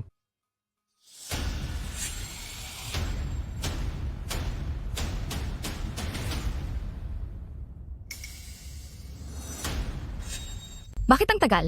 Bago makapagdala ng tao? Iisang binti lang ba ang ginagamit mo sa paglalakad? Pasensya na po, President Lee. President Lee, hindi ba't ito ang aking direct superior? At ang aking boss? Ngayon ko lang nakita ang aking boss. Ikaw ang manager ng airport? Paano ka ba magtrabaho? Boss, ano po bang nangyari? Boss? Kailan pa pumasok ang papa ko sa larangan ng aviation? Anong klaseng trabaho ito? Bakit mo hinayaang ang makapasok ang dalawang prom ding ito? Ang pagpapasok sa kanila? Hindi ba't pagsasayang lang iyon sa oras ni Wenwen? Tama. Alam mo ba na ang dalawang ito? Binabastos si Wenwen dito sa airport kanina lang. Bilang manager, dapat ay gawan mo ito ng solusyon, di ba? Opo. Pagkakamali ko po ito. Ilalabas ko na po sila agad. Subukan mong gumalaw. Gusto mo bang matanggal sa kumpanya ngayon din? Bilang manager ng paliparan na ito, hindi ba dapat alamin mo muna ang buong pangyayari bago ka magpasya? Maniiniwala ka na lang ba agad sa lahat ng sasabihin nila? Nakasiguro ka ba sa kanilang pagkakakilanlan? Bago ka sumunod sa gusto nila? Kung sino ang pakikinggan ko, kailangan ko pa bang sabihin sa masamang babaeng tulad mo? Siya ang manager ng airport. Nasa kanya ang desisyon kung sino ang pakikinggan niya at kung sino ang gusto niyang parusahan. Ano ba ang pakialam mo? Huwag kang gumalaw. Subukan mong lumapit pa at babaliin ko ang kaniyang kamay. Magsilayo kayo. Layas. Gusto ko sana kayong pagbigyan kanina, Pero ngayon, wala ni isa sa inyo ang makaaalis. Wala talagang silbi. President Lee, halina po kayo sa sasakyan. Hayaan na po natin ang talunang iyan. Tara. Sandali. Hindi ba sinabi sa iyo ni Wang Kwanan na ako ang dapat mong sunduin? Ano? Paano mo nalaman? Ang pangalan ni Butler Wang? Anong ibig sabihin nito? Paano niya iyon nalaman? Hinulaan lang siguro niya. O baka naman patago siyang nag-imbestiga? Huwag ka na lang magpanggap na President Lee. Dahil baka mas lalo lang nila tayong pahirapan at hindi tigilan. Roan Shue, ano bang ibinubulong mo riyan? Li Wenwen, huwag mo nang hintayin na maging magulo ang sitwasyon na ito. Sino ba sa ating dalawa ang tunay na nagpapanggap? Alam mo ang sagot dyan? Sino ba talaga rito ang tunay na President Lee? Hindi. Posible bang nagkamali tayo? Imposible. Hindi siya maaaring maging si President Lee. Siguradong gumagawa lang siya ng gimmick. Kayong mga tao, napakayabang nyo, mapang-api dahil sa kapangyarihan. Talagang ipinakikita nyo ang ugali ng mga mapagmataas na mayayaman. Ngayong araw, talagang namulat ang mga mata ko. Humingi na kayo ng paumanhin habang may oras pa, dahil kapag lumabas na ang katotohanan, siguradong magsisisi kayo. Tatanungin ko kayo ulit, hindi ba sinabi sa iyo ni Wang Kwanan na si President Lee ay isang lalaki? Narito ako. Sa mismong harapan nyo? Tapos magagawa mo pang magpanggap bilang ako? President Lee, huwag niyo nang pansinin ang walang kwentang iyan. Marami na akong nakitang manloloko na gaya niyan. Tama, nagkukunwari lang siya dyan. Sa tingin ko, puro lang iyan kalokohan. Siguradong sinusubukan niya lang tayong linlangin. Ngunit hinding-hindi tayo. Magpapaloko sa kanya. Talagang matigas ang ulo mo hanggang sa huli. Huwag kang magbiro. Kung ikaw talaga si President Lee, ibibigay ko ang lahat sa'yo. Para lang mapahiya ako. Tama. Kung siya si President Lee, luluhod ako sa harapan niyo at hihingi ng tawad. Sige, tandaan niyo ang mga sinabi niyo. Dahil sa paghusga nyo sa panlabas na anyo, magsisisi rin kayo balang araw. Magsisisi? Bakit naman kami magsisisi? Hinding-hindi siya magiging si President Lee. Tama. Hinding-hindi kami magpapaloko sa kanya. Isa siyang manloloko. Naalala ko na lahat ng miyembro ay nakalog-in sa computer at tanging ang boss nyo na si President Lee at ikaw lang ang nakakaalam ng password sa internal network, hindi ba? O ngayon, anong pakialam mo? Gusto mo bang sabihin na kaya mong mag-login? Subukan natin para malaman natin. Kung hindi mo iyon ma-access, sisiguraduhin kong magbabayad ka. Magbabayad ako? Ang lakas naman ng loob mo. Ngayon, tingnan natin kung paano mo talaga ako papanagutin. Paano? Paano mo? Paano mo iyon nabuksan? Ibig bang sabihin ay siya talaga? Ang pinakamayamang tao sa Jingdu, na si Lee Zihao? Umalis na kayo rito. Opo, President Lee. Hindi ito maaari. Huwag na tayong mag-aksaya ng panahon sa kanya. Tara na. Oo nga, hindi na natapos ang kadaldalan. Bilisan na natin. Nararamdaman ko na parang malas ang paligid. Gusto ko pang maranasang sumakay sa sasakyang nagkakahalaga ng $100 milyong. Talagang naglakas loob kayong sumakay sa kotse ko? Manood na lang kayo sa susunod na mangyayari. Tanungin mo ang mga tao mo kung bakit hindi pa nila ako sinusundo.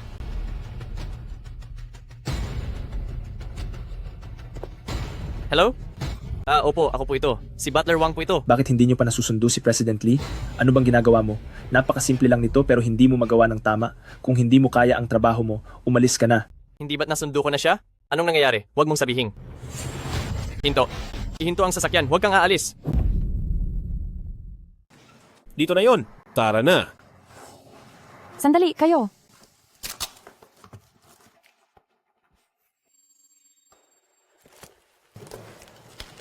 Hello po. Ano po ang kailangan nila? Dito ba ang lugar ng babaeng yan na si Ruan Shue kung saan siya nagla-live selling? Opo, tama po.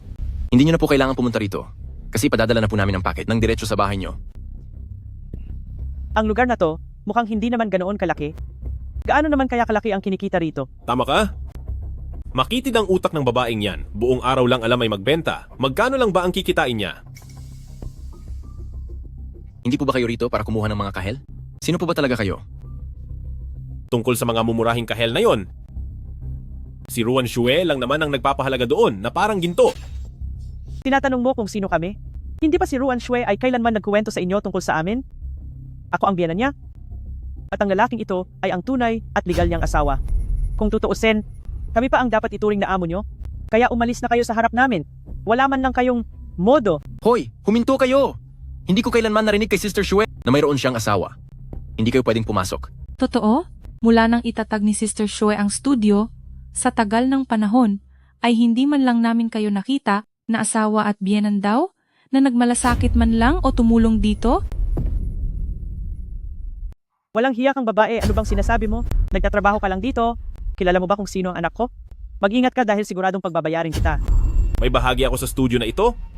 Bakit hindi ako pwedeng pumasok? Ano bang ginagawa mo?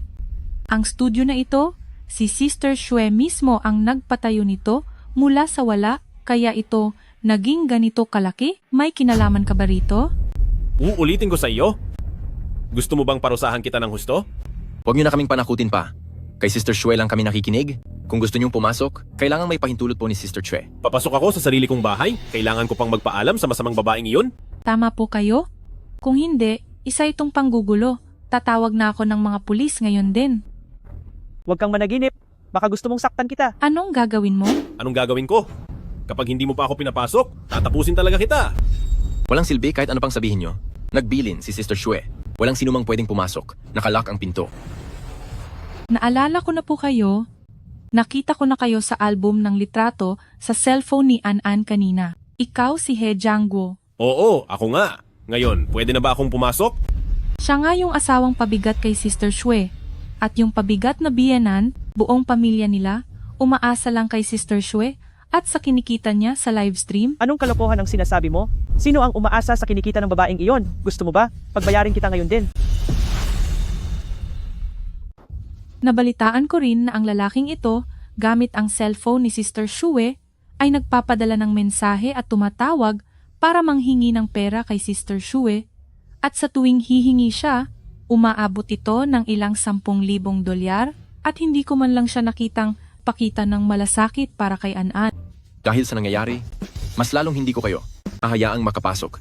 Umalis na kayo agad, kundi tatawag ako ng security. Security? Ha? Ha? Ha? Ilang taon nang nag-livestream si Sister Shue, pero hindi ko man lang kayo nakitang tumulong sa kanya o nagmalasakit sa kanya. Kasama ni Sister Shue, si An-An sa summer camp. Kung gusto niyong pumunta, bumalik na lang kayo kapag nandito na si Sister Shue. Talaga bang hindi mo naiintindihan ang sinasabi ko? Buwisit!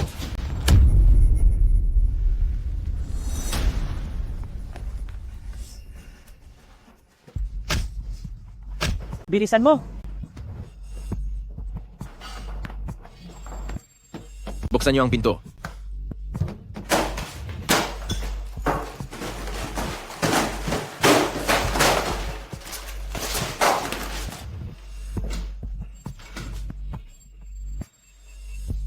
Nahanap ko na, Nay! Anak, sigurado akong ito na yon. Dito sa loob, narito ang lahat ng mahahalagang bagay. Kapag nakuha na natin ang mga ito, diretso mo na siyang hiwalayan. Ang babaeng iyon, tiyak na itinago niya rito ang titulo ng lupa, mga gintong bar, at iba pa, sa loob nito. Ang masamang babaeng ito, hanggang ngayon pala ay pinagdadamutan ako. Kukunin ko na ang mga bagay na dapat ay sa akin. Labag sa batas ang ginagawa niyo. Anong gagawin natin? Siguradong si Sister Shue ay nasa eroplano pa rin sa oras na ito. Hindi natin siya matatawagan. Kahit pa hindi siya sumagot, kailangan muna nating subukang tawagan si Sister Shue. Kapag hindi niya sinagot, tatawag agad tayo sa 911 para pagbalik ni Sister Shue ay may paliwanag tayo sa kanya. Sige.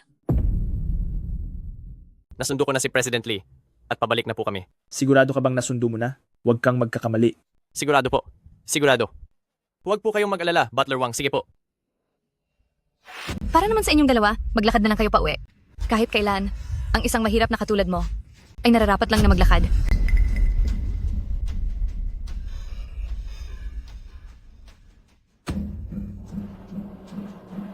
Itigil ang sasakyan. Huwag munang magmaneho. Ito, ang singsing na ito. Buti naman at hindi ka gaanong tanga. Ang singsing na ito ay pamana ng pamilya, Pamilya Lee. Maliman ang taong nakilala niyo, pero hindi nagkakamali ang singsing na ito. Nag-aalala pa rin ako. Hindi mo pa nakikita si President Lee. Isa siyang lalaki na suot ang singsing na pamana ng Pamilya Lee. Tumingin ka ng maigi. Paano?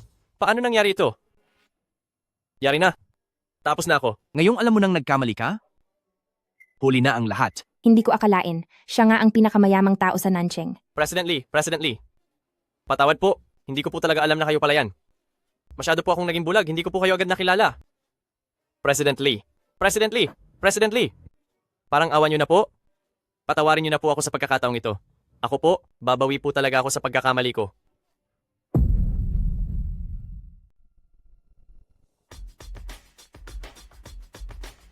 Anong nangyari? Ano ang nakita mo? Anong problema sa singsing na iyan? Anong singsing? Ang mamahaling bato sa singsing na ito ay galing sa nagtatag ng Lee Group na noong nagkaroon ng world-class auction ay nakuha ang nag-iisang piraso sa buong mundo na gawa sa pulang mamahaling bato. Kakaiba ito at walang katulad, ito lang ang nag-iisang piraso. Narinig niyo ba iyon, mga CEO? Tumayo kayo ng maayos at baka matumba kayo. Hindi kaya peke lang iyan? Hindi iyan magiging peke. Ang negosyo ng Lee Group ay nasa buong bansa. Kapag nalaman nila ito, siguradong may parusa. Kaya ang ibig sabihin lang ay siya ang pinakamayaman sa Nancheng, na si Li Zihao, President Lee. Ano ka mo? Ulitin mo nga ang sinabi mo. Sino siya? Huwag mo na siyang pahirapan, ako na ang magsasabi sa iyo. Siya si Li Zihao na pinakamayaman sa Nancheng. At ang Special Assistant Zheng ay nandito rin para sunduin siya. Inagawan mo lang siya ng pwesto. Hindi yan posible. Malinaw na ang kotseng iyon ay para sunduin ako. Isang hamak na mahirap lang siya. Paano siya ang magiging pinakamayaman? Ito. Bakit nangyari ang ganito? Pasensya na po, President Lee. Nabulag po ako at hindi ko kayo nakilala. Patawarin niyo po ako, President Lee. Paumanhin po. President Lee, nagmamakaawa po ako. Patawarin niyo na po kami sa pagkakataong ito. Hindi sa akin dapat kayo humihingi ng tawad dahil hindi naman ako ang biktima rito, kundi siya. Humingi lang sila ng tawad sa iyo dahil nalaman na nila kung sino ka. Humihingi lang sila ng tawad ng pabalat bunga. Hindi iyan totoo sa loob nila. Kung ako sa iyo, hindi ko sila patatawarin. Ganito na lang, ibibigay ko sa iyo ang kalahati ng aking mga ari-arian. Alam ko na ang pagkakamali ko, hindi ko dapat kayo ininsulto. Nagmamakaawa ako. Sana ay maging malawak ang inyong isip at patawarin niyo po ako. Tama. Maaari ko ring ibigay ang aking mga ari-arian sa iyo. Lahat-lahat ay ibibigay ko. Patawarin mo na kami sa pagkakataong ito. Miss Ruan, nakikiusap po akong bigyan niyo kami ng pagkakataon. Hindi ko na po uulitin ito kailanman. Patawarin niyo po kami. Ngayon, sabihin niyo sa akin, ano ang silbi ng mga ari-arian niyo? Inaakala niyo pa rin ba sa oras na ito na pera ang makakaluta sa lahat ng problema? Ano ang gagawin ko sa kalahati ng ari-arian niyo? Kahit ibigay niyo pa sa akin ang lahat ng pag-aari niyo, anong mapapala ko? Kapag hindi galing sa sarili kong pagsisikap ang pera, hindi ko iyan kailangan. Pasensya na po, Miss Ruan. Pasensya na po, President Lee. Kasalanan ko ang lahat dahil nagkamali ako ng kinilala. Ako, naging bulag ako sa katotohanan. Kasalanan ko dahil nawala ako sa katinuan. Kaya nagawa ko ang pagkakamaling ito. Huwag niyo po akong isisante. Marami po akong binubuhay na pamilya. Umaasa po silang lahat sa akin. President Lee, simula ngayon, susunod na po ako sa lahat ng sasabihin niyo. Kung ano ang utos niyo, gagawin ko. Lahat ng ipagawa niyo ay tatalimahin ko. Miss Ruan. Miss Ruan, nagmamakaawa po ako sa inyo. Alam ko na po ang pagkakamali ko. Hindi ko po dapat kayo binastos. Pakiusap, bigyan niyo po ako ng isang pagkakataon para makapagsimula po akong muli. Miss Ruan, ipagdarasal ko po kayo araw-araw na maging maayos ang lahat para sa inyo. Gagawa po ako ng maraming mabubuting bagay para mabawi ang mga pagkakamaling nagawa ko ngayon. Miss Ruan, parang awa mo na. Patawarin niyo na kami. Basta't pumayag po kayo, kahit ano po ay gagawin namin. Pagsisilbihan po namin kayo habang buhay. Bakit hindi kayo humarap sa salamin at tingnan ang mga nakakasuka ninyong mukha? Talagang nakakadiri kayo. Tingin ko ay ang inyong paghingi ng tawad ay hindi tapat. Simula ngayon, ang lahat ng pakikipagtulungan ng Lee Group sa inyong tatlo ay nakasalalay na lamang sa magiging desisyon ni Ruan Xue. Kapag hindi siya pumayag, ay agad na ititigil ng Lee Group ang pakikipagsosyo sa inyong tatlo sa lahat ng inyong mga proyekto. President Lee, wag mo naman kaming tratuhin ng ganito. Miss Ruan, nakikiusap ako sa iyo, pagbigyan mo na po kami. Hindi ko kayang mawala ang proyektong ito. Totoo ito. Oo nga po, ito ang tanging inaasahan namin para mabuhay. Miss Ruan, maawa po kayo. Pakiusap po. Bitiwan niyo ako. Maawa po kayo, pakiusap. Tumahimik kayo. Huli na para sa kahit anong paliwanag.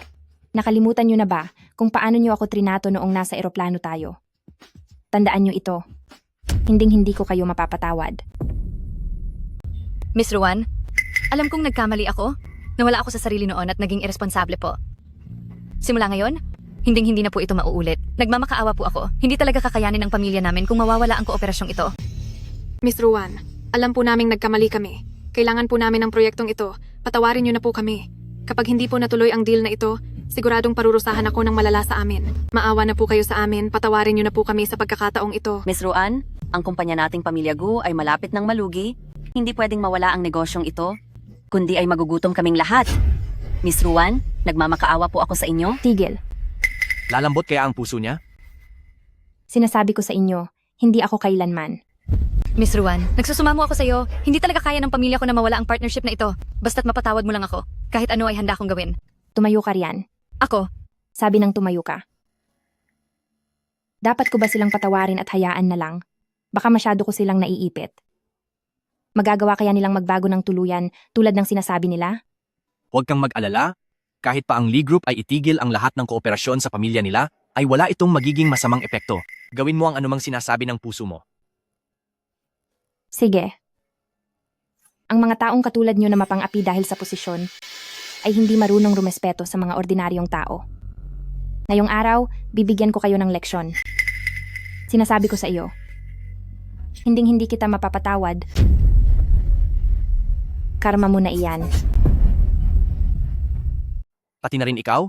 Ganoon din. Ipaubaya rin kita kay Ruan Xue. Huwag mong isipin na dahil hindi ka nagsasalita, ay makakalimutan ko na sinubukan mong manakit kanina. Miss Ruan! Nagmamakaawa ako sa inyo. Patawarin niyo ako. May pamilya akong umaasa sa akin. Dahil sa pamilya ko, may mga matatanda na akong magulang na kailangang alagaan at may 3 taong gulang na anak pa ako na kailangang palakihin. Patawarin niyo po ako. Patawarin niyo ako, Miss Ruan. Kung ganoon, bakit ang lakas pa ng loob mong magmalaki? Miss Ruan, kung ganoon ang mangyayari, nagmamakaawa ako sa iyo. Miss Ruan, nagmamakaawa ako, patawarin mo kami. Miss Ruan, ang pakikipagtulungan sa Pamilya Lee ay napakahalaga talaga para sa amin. Pakiusap, nagmamakaawa ako sa iyo. Ginusto nyo yan. Buti nga sa inyo. Ako, pinilit lang nila ako. Silang dalawa, pinilit nila ako. Lumaki ako sa probinsya at ginawa ko lang to. Para lang makasabay sa kanila. Hindi ako katulad nila. Ayaw ko lang naman na itakwil nila. Gumeng, anong pinagsasabi mo? Dati nga ay ikaw ang pinaka-agresibo sa lahat. Ikaw ang nanghikayat sa akin. Bakit ngayon ako ang sisisihin mo? Tama na. Huwag na kayong magsalita. Bakit nagpapanggap kayong mabuti rito? Ano Kanina, bang pakialam? nung magkakasama tayong nagsasalita at inaapi si Miss Ruan, bakit hindi ka ganyang tumanggi? Nakakatawa ka talaga? Sisisihin mo pa ako? Dapat nga ako ang sumisi sa'yo. Lalaki ka pero ang bigat mong manakit pagkatapos ay magpapaawa ka riyan. Kung hindi lang sana kayong dalawa naging ganyan kayabang, edi sana hindi na ako sumunod. Hindi ba? Huwag kang magsinungaling. Ganito na lang. Dahil pareho kayong may kani-kaniyang kwento, pag-usapan niyo muna ng maigi kung sino ba talaga ang may kasalanan, tsaka kayo bumalik sa akin. President Lee. Miss Ruan, President Lee, Gumeng, dahil sa iyo ang lahat ng ito. may gana ka pang saktan ako? Ano naman kung saktan kita? Kasalanan mo ito. Kung hindi dahil sa iyo, paano ako magkakamali sa taong tinitingnan ko? May gana ka pang sisihin ako? Ako nga dapat ang manisi sa iyo. Kung hindi ka nagkamali, paano naman ako magkakamali? Sumakay na kayo. Walang hiya ka.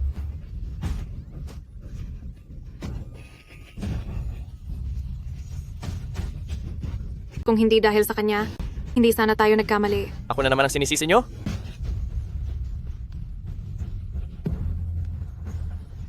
Napakapangit tignan ng ginagawa nila. Salamat nga pala kanina. Dahil trabaho ito ng kumpanya mo, sa tingin ko ay hindi na ako dapat makialam. Ay, ayos lang. Noon pa man ay ang pakikipagtulungan sa 3 kumpanyang iyon ay hindi na naging maganda, pero dahil sa paggalang kay William ay hindi ko na lang sinasabi. Kaya ngayon, dahil na rin sa pagkakataong ito, ay natanggal ko na ang mga lason sa kumpanya, kaya ako pa ang dapat magpasalamat sa iyo. Sa totoo lang, simula noong huling parent-teacher conference, ay napanood ko ang mga live stream mo, sa tingin ko ay may kakayahan ka. Ano kaya kung lumipat ka at magtrabaho sa kumpanya namin? Sa parent-teacher conference? Bakit hindi kita nakita? Siyempre, hindi mo ako mapapansin. Noong mga oras na iyon, ang mga mata mo ay nakatutok lang sa anak mong si Anan. Nakaupo lang ako sa likuran mo. Tama ka. Si Anan ang kaisa-isa kong lakas sa mundong ito. Para sa kaniya, kahit ano ay gagawin ko. Mahirap din ang mag-isang magpalaki ng bata, hindi ba?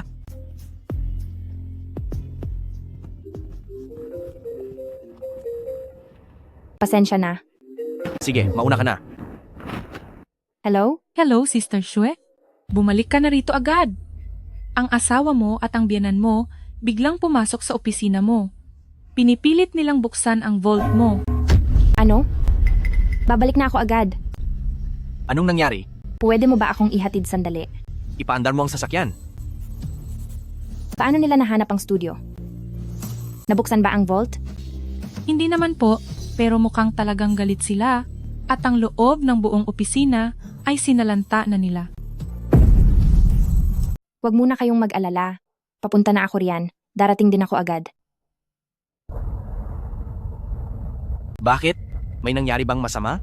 Tungkol sa studio ko, pumunta ang asawa ko at ang biyenan ko. Doon para manggulo, hindi sila mapigilan ng dalawa kong staff.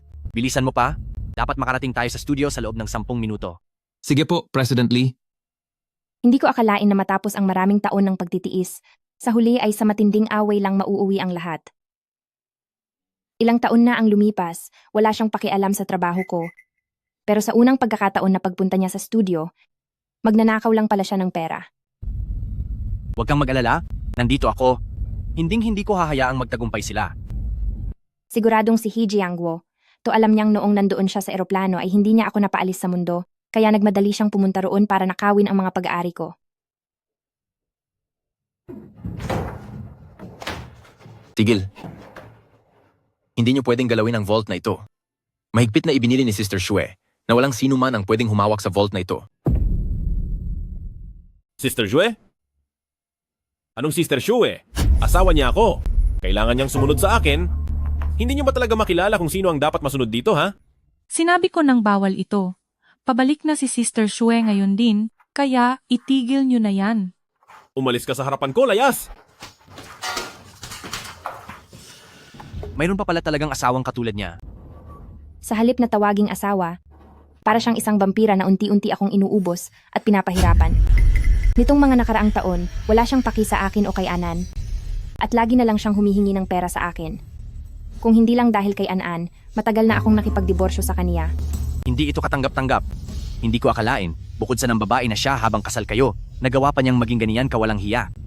Sasabihin ko sa iyo, huwag mong hayaang sarili mo ay magtiis na lang alang-alang sa bata. Ang tatay na nagluwa lang pero hindi nag-alaga ay walang idudulot na anumang mabuti sa anak nyo. At dapat mong maintindihan na kung magpaparaya ka lang ngayon, hahayaan mo lang na lumaki si Anan na may duwag na pagkatao. Oo. Nooy masyadong naging makitid ang aking pananaw. Maging ang mabangis na hayop ay hindi sasaktan ng sariling anak, ngunit naglagay siya ng pasabog sa eroplano para tapusin kami ni Anan. Hinding-hindi siya magiging karapat-dapat na maging ama. Ano ang sinabi mo? Ang pasabog sa eroplano? Siya ba ang naglagay niyon? Sobrang kawalang hiyaan. Tao pa ba siya? Isa-isa kayong lahat. Humaharang sa daanan ko. Hintayin nyo lang ang paglipas ng panahon, uutusan ko ang masamang babaeng si Ruan Shue na sisantihin kayong lahat. Paano ba itong vault? Wala man lang itong kandado. Paano natin ito mabubuksan? Nay, password lock po ito. Kailangan pong mag-input ng tamang password para mabuksan iyan. Ang masamang babaeng ito, napakaraming pasikot-sikot. At may password lock pa? Hindi natin alam ang password niya. Paano natin mabubuksan itong vault? Napakadali lang yan. Gamit ang talas ng aking isip, alam ko na kung ano ang ginamit niyang password. Naku, napakatalino talaga ng anak ko. Kahit ang ganito kakomplikadong bagay, ay naintindihan mo? Yung babaeng iyon, ano ba talaga ang nilagay niyang password? Napakadali lang nito. Masyado namang baliw sa akin ang babaeng ito. Handa siyang magbayad, masundan lang ako. Ang password ng safe niya ay sigurado akong kaarawan ko. Mayroon bang mahalagang bagay sa safe mo? Huwag kang mag-alala, malapit na tayo. Iyon na ang lahat ng naipon ko sa nakalipas na mga taon. Hindi ko kailanman hahayaan ang mag-inang iyon na kunin ito. Iyan ang pinaghirapan ko sa halos buong buhay ko. Huwag kang mag-alala. Kapag kinuha nila ang mga gamit mo, sisiguraduhin kong mababawi natin iyon. Salamat po sa tulong niyo. Pagbalik ko, makikipagdiborsyo agad ako sa kanya. Hindi siya mabuting asawa, lalo nang hindi siya mabuting ama. Tama ang ginagawa mo. Ang mawala ka ay malaking kawalan sa asawa mo. Kainis! Hindi pala ito iyon. Ayos lang yan. Subukan mo pa ng ilang beses. Hindi pwede. Ang lock na ito na may password, hanggang 3 subok lang. At kapag nagkamali sa ikatlong pagkakataon, ay kusang maglolak ito sa oras na mangyari iyon. Hinding-hindi na natin ito mabubuksan. Ang walang hiyang babaeng ito? Anong klaseng password ba ang inilagay niya? Ayon, alam ko na kung ano ang inilagay niyang password. Ano iyon? Kung hindi ito ang birthday ko, maaari lang itong maging anibersaryo ng kasal naming dalawa. Lahat ng password ng babaeng iyon ay may kinalaman sa mga petsa. Dahil ito ang pinaka-importanteng pag-aari niya. Siguradong ang gagamitin niya ay ang pinakamahalagang araw sa kaniya. Ang ibig mong sabihin, ang pinakamahalagang petsa sa kaniya ay ang anibersaryo ng kasal niyo? Siyempre naman, sobrang baliw na baliw siya sa akin. Kaya para sa kaniya, ang pinaka-importanteng araw ay ang petsa ng aming anibersaryo ng kasal. Pagkatapos ng diborsyo, ano na ang balak mong gawin? Wala pa akong plano sa ngayon. Pero kailangan ko ang kay Anan na.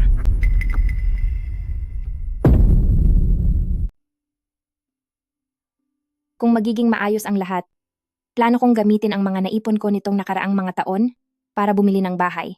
Pagkatapos ay ititigil ko muna ang pagtatrabaho para makasama ko ng mabuti si Anan sa loob ng ilang panahon. Huwag kang mag-alala. Ang karapatan sa pangangalaga kay Anan ay tiyak na mapupunta sa iyo.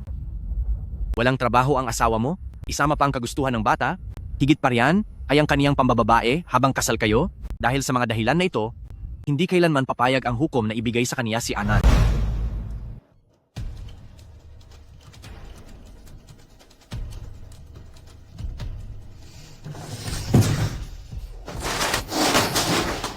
Jay, ang walang hiyang babaeng ito, ano ba talaga ang ginawa niyang password?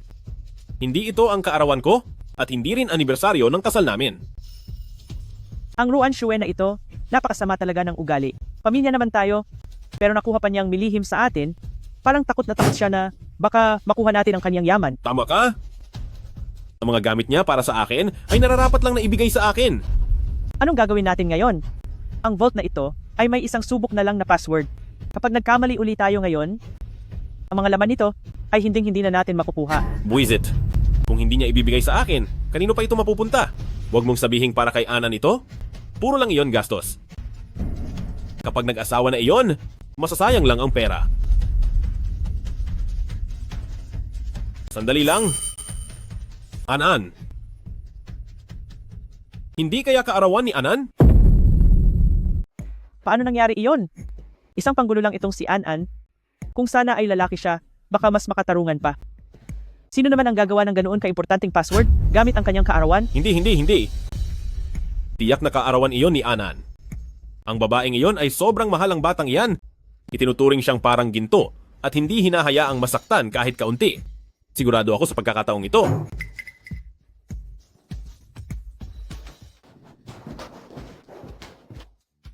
Nasaan na ang mag-inang iyon? Sister Shue, huli ka na ng isang hakbang. Makaalis na silang dalawa. Paano naman ang mga gamit sa studio? Sister Shue,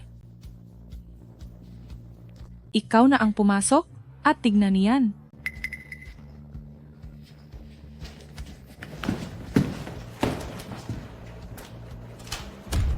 Isa itong pagnanakaw. Masyado na silang sumusobra. Sister Shue, hindi po namin talaga sila mapigilan. Sinasabi nila ng paulit-ulit na kung ano ang sa iyo ay sa kanila na rin dahil manugang ka raw ng pamilya nila. Sabi pa nila, pagbalik mo raw, ay kailangan mo kaming sisantihin dalawa. Walang hiya, napakakapal talaga ng mukha. Nagsisinungaling lang sila.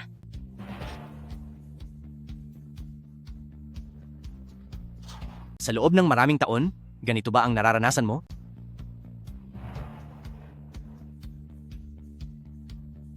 Sanay na ako. Maraming taon na ang ganito.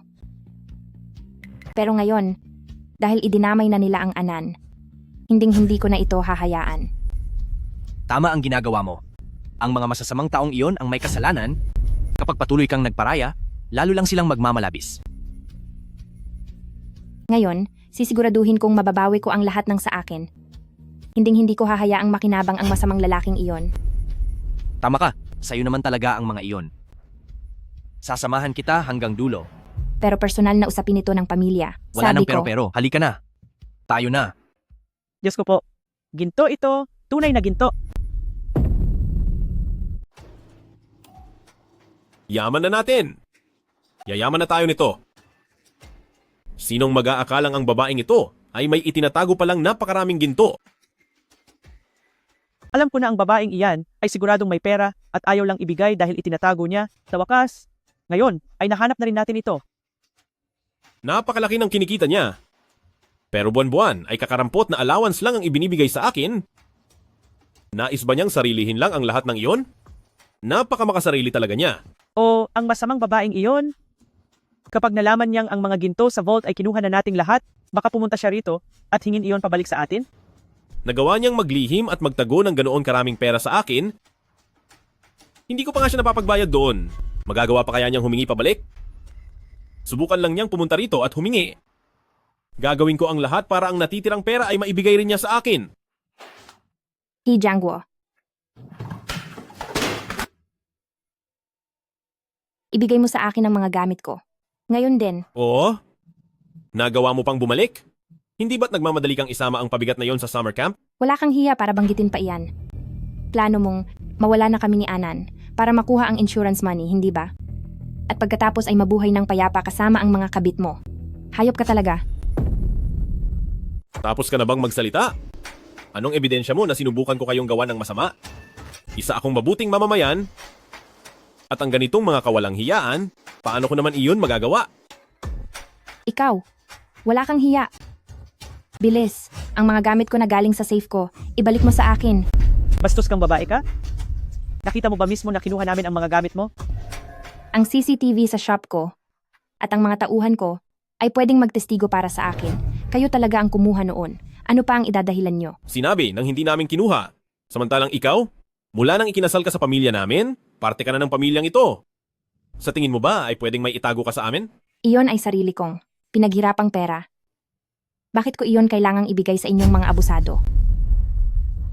Wala kayong ginawa kundi humingi ng pera sa akin buwan-buwan. May nagawa na ba kayo para sa amin ni Anan? Aba, ang lakas ng loob mong pagsalitaan ng anak ko.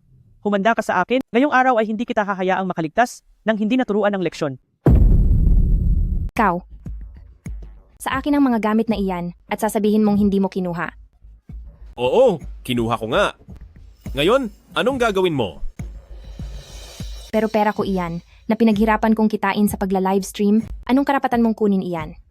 Simula nang ikasal ka sa pamilya ko, ang mga gintong iyan ay dapat mapunta sa akin, di ba? Kanino mo pa ba gustong ibigay? Dito sa lalaking ito? Kulasisi mo ba siya? Ikinagagalak kitang makilala, Li Zihao, kaibigan ni Ruan Xue. Kaibigan? Sino namang maniniwala riyan? Ruan Xue? Talagang nakahanap ka na ng paraan, ano? Mukhang guwapong lalaki lang ito. Marahil ay marami kang ginastos sa kaniya, no? At nagawa mo pang harap-harapang dalhin siya rito sa bahay? Kahit parusahan pa kita ay kulang pa iyan. Wala kaming ginagawang masama ni Li Zihao. Dahil madumi ang isip mo, kaya madumi ang tingin mo sa lahat. Walang ginagawang masama? Dinala mo na rito sa loob, tapos sasabihin mo sa akin na walang mali siya? Baka pati sa kama ay isama mo siya, at sabihin mo pa rin walang nangyari sa inyo? Napakawalang hiya mong babae ka. Isang makating babae. Buong araw kang nag-aayos ng sarili sa internet nang may sobrang kolorete, hindi pa sapat na mang-akit ka ng mga lalaki roon, ngayon ay nagpasok ka pa rito sa bahay. Nahiya ka naman sana sa pamilya he. Wala akong ginawang masama sa pamilya. Pamilya He. Kayo ang walang tigil sa pagpapahirap sa akin. Simula nang mapabilang ako sa pamilya He. Hindi ba lahat ng mga gawaing bahay ay ako lang ang mag-isang gumagawa? Kumusta naman kayo? Naghugas na ba kayo kahit isang plato? O nakapagwalis man lang kahit isang beses? Lahat ng ito ay dahil sa iyo? Dahil hindi ka magkaanak ng maayos? Hindi ka makapagluwal ng anak na lalaki? Sa halip ay puro babae na pabigat lang? Dahil dyan sa buong baryo ay hindi ko na maiangat ang mukha ko sa hiya? Gusto mo lang putulin ang lahi ng pamilya He. Yung batang babae na walang silbi? Hindi ko siya kadugo, hindi ba? Anak siya ng lalaking ito, di ba? Tama, siguradong ganoon nga. Akala mo ba lahat ay katulad mo? Na hindi mapigilan ang sariling katawan at buong araw kung saan-saan naghahasik? Nagkaroon pa talaga ng anak sa labas. Oh, hindi ka makapanganak ng lalaki. Kaya hindi mo nakahayaan ng iba na bigyan ng anak ang anak ko? Pareho ba kayo ni Wenwen? Itong si Wenwen ay isang mayaman at mataas na tao. Ikumpara sa iyo na isang hamak na taga-bukid. Tingin mo ba pareho kayo? Hay siya.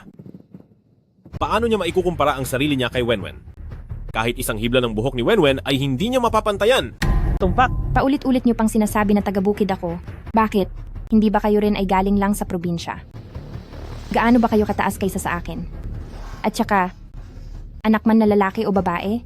Hindi ba pareho lang sila? Hindi ba parehong anak mo ang mga iyon? Ikaw, swerte mo lang talaga. Kung hindi dahil doon, saan mo makukuha ang swerte? Para mapakasalan ako? Sabi ni Wenwen, may potensyal akong magtagumpay. Balang araw ay siguradong aasenso ang buhay ko. Matagal nang hindi karapat-dapat ang isang gaya mo sa pamilya he. Kahit gaano pa siya kagaling magsalita, isa lang din siyang kabit na naninira ng pagsasama ng iba at nagkaroon pa ng anak sa labas. At isa pa, hindi lang isa ang may kasalanan dito. At ikaw, wala kang disiplina sa sarili mo bilang lalaki, kaya may pananagutan ka rin. Ano bang alam mo? Nagdadada ka lang ng ganyan dahil hindi ka na gusto ng anak ko, hindi ba? Kailangang magkaroon ang anak ko ng tagapagmana ng pamilya. Kung palagi lang siyang sasama sa iyo, na parang inahing hindi mangitlog, paano ako magkakaroon ng apo? Tagapagmana ng pamilya? Bakit? Mayroon bang trono ang pamilya mo na dapat manahin? Pamilya lang naman kayo ng mga tamad at mapagsamantalang tao at ang ganitong masamang ugali, may halaga ba para ipasa pa? Hibang ka na. Ang baliw na babaeng ito.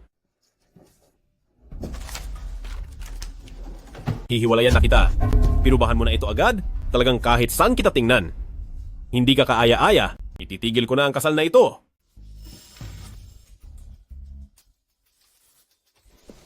Hahatiin ang kasal?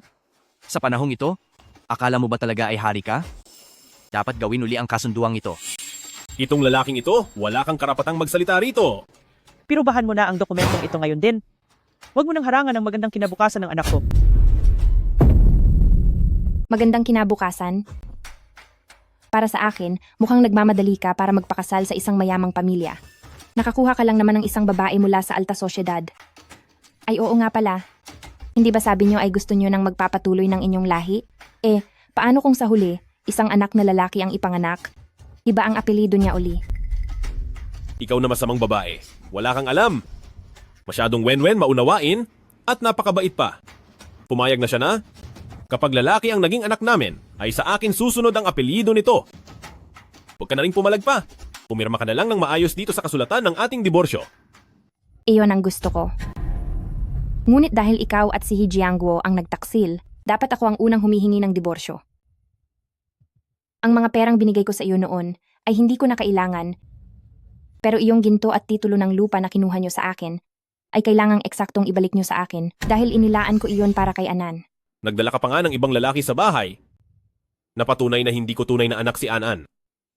Ano ang karapatan mo na kunin ang perang iyon? Napakahusay mong baliktarin ang katotohanan. Hindi ako nagtaksil, ikaw ang nagtaksil. Para lang talaga sa pera, kahit ano ay kaya mong sabihin. Sabi mo ay hindi ka nagtaksil, pero ang pagdadala mo ng ibang lalaki sa bahay ay isang malinaw na katotohanan. Ito ang nagsisilbing ebidensya. Tama. Ang isang tulad mong malandi at walang moralidad, dapat ay umalis sa pamilyang He nang walang bitbit kahit ano. Kahit bahay, kotse, pati na ang mga naipon ko, at ang lupa namin sa probinsya, wala kang dapat na makuha sa akin. Anong sinasabi mo? Hindi ba't gusto mo lang makuha ang karapatan sa pag-aalaga ng bata na yon? Sadyang hindi ko ito ibibigay sa'yo. Isang basura na wala ng mga magulang. Sa tingin mo, kanino ibibigay ng korte ang bata? Hindi ba't ayaw mo kay Anan at hindi mo siya gusto? Bakit kailangang makipag-agawan sa akin? Hindi ba't sabi mo ang mga ginto ay para sa batang iyon? Kung ang batang iyon ay mananatili sa aming pamilya, ang mga gintong iyon ay mananatili rin sa amin. Kahit na wala siyang silbi, may mapapala rin pala kami sa kanya. Wala talaga kayong kahihiyan. Para sa pera, handa niyo pang gamitin ang sarili niyong anak. At ano naman ngayon?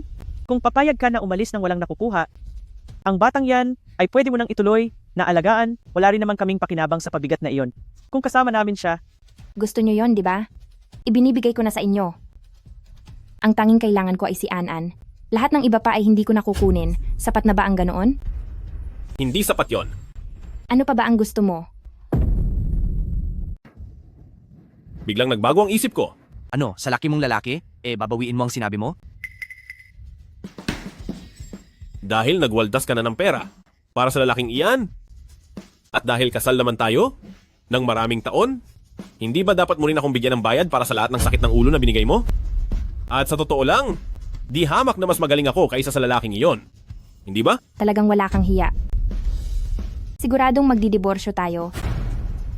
Pero nagbago rin ang isip ko. Ano ang sinabi mo? Magdidiborsyo tayo at sa akin mapupunta ang pag-aalaga kay Anan. Ang pera ko, kahit isang kusing ay wala kang makukuha.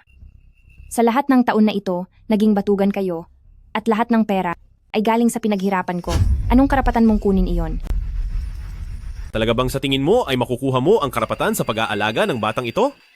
Pagdating ng oras, kusang loob mo ring ibibigay sa amin ang pera mo. Bakit hindi mo subukang tanungin ang misi mo kung papayag siyang isama ang anak mo kapag nagpakasal kayo? Li Jiangguo, makinig ka. Ang karapatan sa pag-aalaga kay Anan ay talagang ipaglalaban ko. Kukuha ako ng pinakamagaling na abogado at kukunin ko ang pera pati na si Anan. Binalaan kita? Babae ka? Huwag mo akong sagad-sagarin. Ikaw dapat ang umalis ng walang bitbit na kahit ano. Dahil nakahanap ka na ng mayaman, huwag ka nang maging sakim sa mga bagay na hindi naman sa iyo. Walang hiya ka. Parurusahan kita. Magsalita ka ng maayos, huwag kang mananakit. Ang manakit ng babae, lalaki ka ba talaga? Naglakas loob kang sakta ng anak ko? I-video kita? Ikaw? Ikaw na lalaking to? Ang lakas ng loob mong hawakan ako? Alam mo ba kung sino ang girlfriend ko? Kailangan ko pa bang malaman? Siya lang naman ang tagapagmana ng Lee Group. Kapag hiniwalayan ko na ang babaeng ito, Lee Group ay magiging akin na sa wakas. Wala akong pakialam kung sino siya, pero subukan mong saktan siya at tatapusin kita. Sige, tatawagan ko na ngayon si Wenwen para malaman niyo ang hinahanap niyo. Kapag kayong dalawang taksil ay nakaluhod na at nagmamakaawa sa akin, tingnan natin kung sino ang mapapahiya. Huwag mo nang tawagan. Nandito na ako. Sino ba ang walang galang na iyan? Na naglakas loob kutyain ang lalaki ni Li Wenwen? Wenwen, sa wakas ay dumating ka na rin? Heto, ang dalawang ito na akala mo ay kung sino. Wenwen, sa wakas ay nandito ka na. Hindi mo lang alam, ang masamang magkaparehang ito, dahil lang sa mabait ang aming si Jiangguo, ay todo-todo nila siyang inaapi. Ang lakas pala ng loob nila. Titingnan ko nga. Ito na ba ang pinagmamalaki mo? Huwag niyo kaming sisisihin dahil hindi namin kayo binalaan. Si Li Wenwen ay ang kaisa-isang anak ng Lee Group sa capital. Tanging ang mataas na pinagmulan na iyan ang nararapat sa aking anak upang maging asawa niya. Nabulag talaga kami noon at hinayaan ang masamang babaeng tulad mo na pumasok sa pamilya ng pamilya He. Ganyan talaga ang iniisip nyo? Kung ganoon ay wala na kayong pag-asa. Sasabihin ko sa inyo, sigurado na akong makikipagdiborsyo ngayon. Pagdating ng oras na iyon, huwag nyo akong pipiliting bumalik. Ay, kahit kailan talaga. Kahit pahubarin mo lahat ng saplot mo at habulin ako ng 2 milya, kung titingnan man lang kita ng higit pa sa isa, edi ako na ang talunan. Ang ibang gaya ni Li Wenwen ay malayong malayo sa iyo. Kaya paano kita magugustuhan? Mataas lang ang estado niya sa buhay. Pero sa mga ginagawa niyang ito, nakakasuka pa rin siya. At isa pa, nasa akin pa rin ang kalahati ng mga ari-arian niya. Isang babaeng taga-probinsya? Paano makakakilala sa mga gaya ni Wenwen?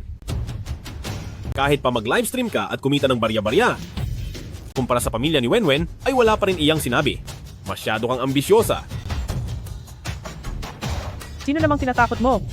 Akala mo ba hindi namin alam ang tunay mong pagkatao? Lagi ka lang naman sa internet nagpapansin. Lahat sa nayong ito ay sinasabing si Ruan Xue ay isa lamang makati at masamang babae kaysa sa anak ni Nancheng na isang mayamang dalaga. Anong pambato mo sa kanya? Sinasabi ko sa iyo ngayon, hihiwalayan na talaga kita. At ang pera ko, hinding-hindi ka makakakuha kahit isang sentimo. Ibalik mo na sa akin ang mga gamit ko mula sa vault. Bakit ko naman ibabalik sa iyo? Huwag mo nang pangarapin iyan. Dahil kasal na kayong dalawa, bahagi na iyan ng inyong pag-aari. Pagkatapos mong palihim na itago iyan sa amin, hindi pa nga kita pinaparusahan sa ginawa mo. Saka, magpakatino ka na lang. Umalis ka nang walang kahit na anong bitbit. Kung sa amin ni Wenwen ay luluhod ka at hihingi ng tawad, baka sakaling maaari pa kitang ipagangganti kay Wenwen at sabihin na mabuti kang tao. Dahil kung hindi, magmumukha ka lang basang sisiw na wala nang mapuntahan. Lumayas ka na dito sa Kyoto. Ang lahat ng iyon ay sa akin ayon sa batas. Wala kang kahit isang kusing doon. Ang bawat sentimo ay ako mismo ang naghirap at nagsikap na kitain. Hindi tulad mo, na umaasa lang sa babae, isang lalaking palamunin na gustong yumaman agad. Sa pagitan nating dalawa, anong pag-aaring magkasama ang sinasabi mo? Walang hiya ka? Ulitin mo ang sinabi mo. Hoy, tumigil ka! Wenwen, anong ginagawa niyo po? Hindi mo ba nakikita na paparusahan ko muna ang hambog na babaeng ito? Kailangan pa ba iyan itanong? Siyempre, ayaw ni Wenwen sa masamang babaeng iyan na kung umasta ay napakataas at gusto niya siyang turuan ng leksyon mismo. Jiangguo, hindi sa pinapagalitan kita, pero wala ka man lang pakiramdam, tumabi ka na riyan. Wenwen, iyon pala ang ibig mong sabihin? Hindi na nakapagtataka kung bakit ka galit. Siya pala ang nakagalit mo, tama lang na ikaw mismo ang kumilos. Ikaw, Wenwen, anong ginagawa mo? Dapat mong saktan ang walang hiyang babaeng iyon. Pinanggit mo pa iyon? Kasalanan iyon ng masamang babaeng iyon, pagkadating pa lang ni Wenwen ay naging napaka-arugante na niya at nang hamon, halatang wala siyang magandang balak kaya galit na galit si Wenwen. Wenwen, huwag ka nang magalit. Hindi sulit na sirain mo ang iyong kalusugan. Kung may galit ka man, ibuntun mo na lang sa walang hiyang babaeng iyan. Wala siyang kwentang tao. Oo nga, wala siyang kwenta. tumahimik ka! Wenwen, ikaw, anong nangyayari sa iyo? Manahimik kayong lahat. Nawawala na ba kayo sa sarili? Naglakas loob kayong banggain ang pinakamayamang tao? Lumuhod na kayo ngayon din at humingi ng tawad sa kaniya. Pinakamayamang tao? Itong si Ruan Xue, isang mahirap na probinsyana lang. At ang lalaking ito ay kalantari lang niya? Paanong naging pinakamayaman niyan? Tama po. Tsaka, ang masamang babaeng iyon na si Ruan Xue, paano siya makakakilala ng ganyang kalaking tao? Wenwen, siguradong nagkakamali ka lang. Mga wala talaga kayong modo? Hindi niyo ba alam na ang nasa harap niyo ngayon ay ang pinakamayamang tao sa Nancheng na si Li Jihao? Ang lakas ng loob niyong hamunin siya, talagang naghahanap kayo ng gulo. Ano? Siya ang pinakamayaman sa Nancheng? Bagay nga talaga kayo dahil pare-pareho kayong ganyan. Li Wenwen, itong magiging asawa mo kanina at ang biyenan mo, masyadong mayayabang, talagang wala kayong takot. Anong tinitingin-tingin niyo pa? Luhod. Pasensya na, President Lee. Pero ang nangyaring ito ay wala pong kinalaman sa akin. Hindi ko rin alam. Napahihirapan nila kayong dalawa. Nalaman ko lang din po pagkadating ko rito. President Lee, patawad po. Nagkamali po ako ng kinalaban. Hindi ko po alam na ikaw pala ang pinakamayaman sa Nancheng. Totoo po iyon, wala po kaming malay tungkol sa pagkakakilanlan nyo, kaya naman po ay naging walang galang kami sa inyo. President Lee. Kung hindi dahil sa akin kanina, marahil ay kanina ka pa lumapit para kampihan sila. Kasalanan mo itong lahat, ikaw na panggulo ka.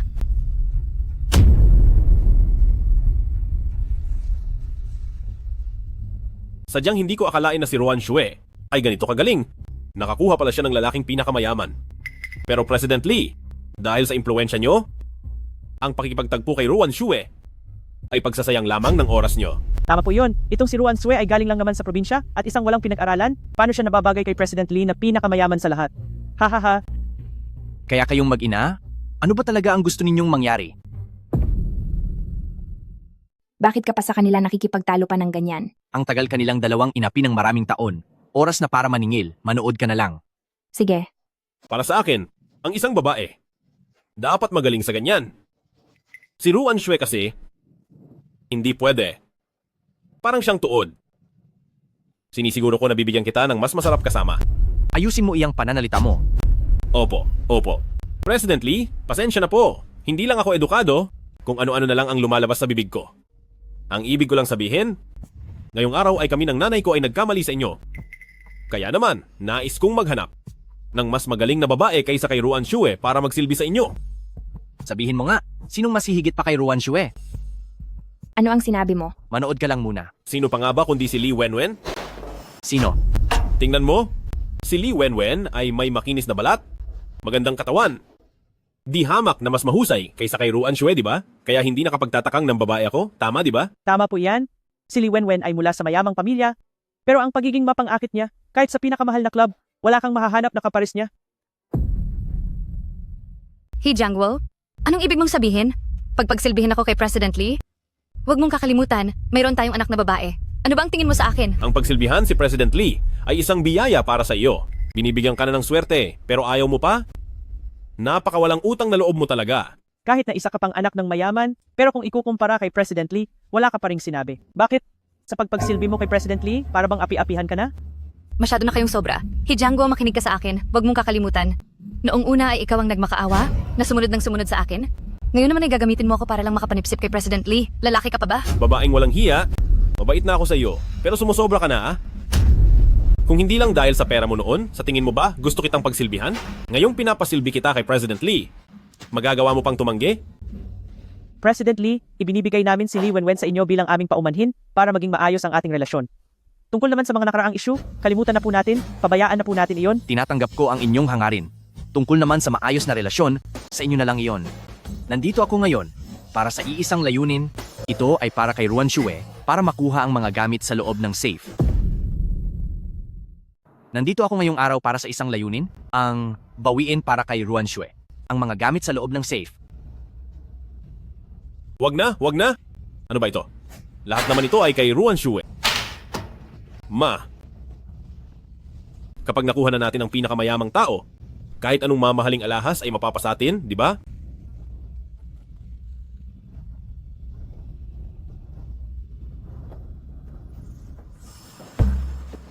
Nandito ang lahat. Maraming salamat sa iyo. Tungkol naman sa kanya, ganito na lang ang gawin natin. Ibibigay namin sa inyo si Lee Wenwen. Pagsisilbihan kayo ng maayos, di hamak na mas magaling siya kaysa kay Ruan Xue. Hindi tayo magkapareho ng hangarin. Napakahusay ni Ruan Xue at hinahangaan ko siya. Hindi ko alam ang mangyayari sa hinaharap, pero sa ngayon, magkaibigan lang talaga kami. Dahil napakagaling pala ni Lee Wenwen, itabi mo na lang siya sa sarili mo dahil hindi ako karapat-dapat sa kanya. Akala ko ba napagkasunduan na natin? Lilinawin ko lang, wala akong pinayagan o ipinangako sa iyo na kahit ano. Dahil ang mga gamit ni Ruan Xue ay nabawi na namin, hindi na kami mang-aabala pa. Alis na kami. Huwag mong kalimutan, mag-set tayo ng oras para pumunta sa civil registry at kunin ang divorce certificate natin. Psh! Ano ka ba? Sa tingin mo dahil nakahanap ka ng mayaman, pwede mo na akong bastusin? Iba na ang sitwasyon ngayon dahil itong si Ruan Xue ay nakadikit sa pinakamayamang tao na yon, paniguradong hindi na tayo nirerespeto niyan. Naiinis ako sa perang iyon, nabawi niya ulit ang lahat. Kung alam ko lang na isa kang trader, dapat noon pa lang ay ipinatapos na kita. Tungkol naman sa pera, dapat ay mas mag-alala ka para sa sarili mo. Hindi ko hahayaang makalusot kayong dalawa. Wenwen, hindi iyon ang ibig kong sabihin, hindi iyon ang totoong nasa loob ko. Ginagawa ko lang iyon bilang paraan para makalusot. Gusto ko lang sana na. Ikaw.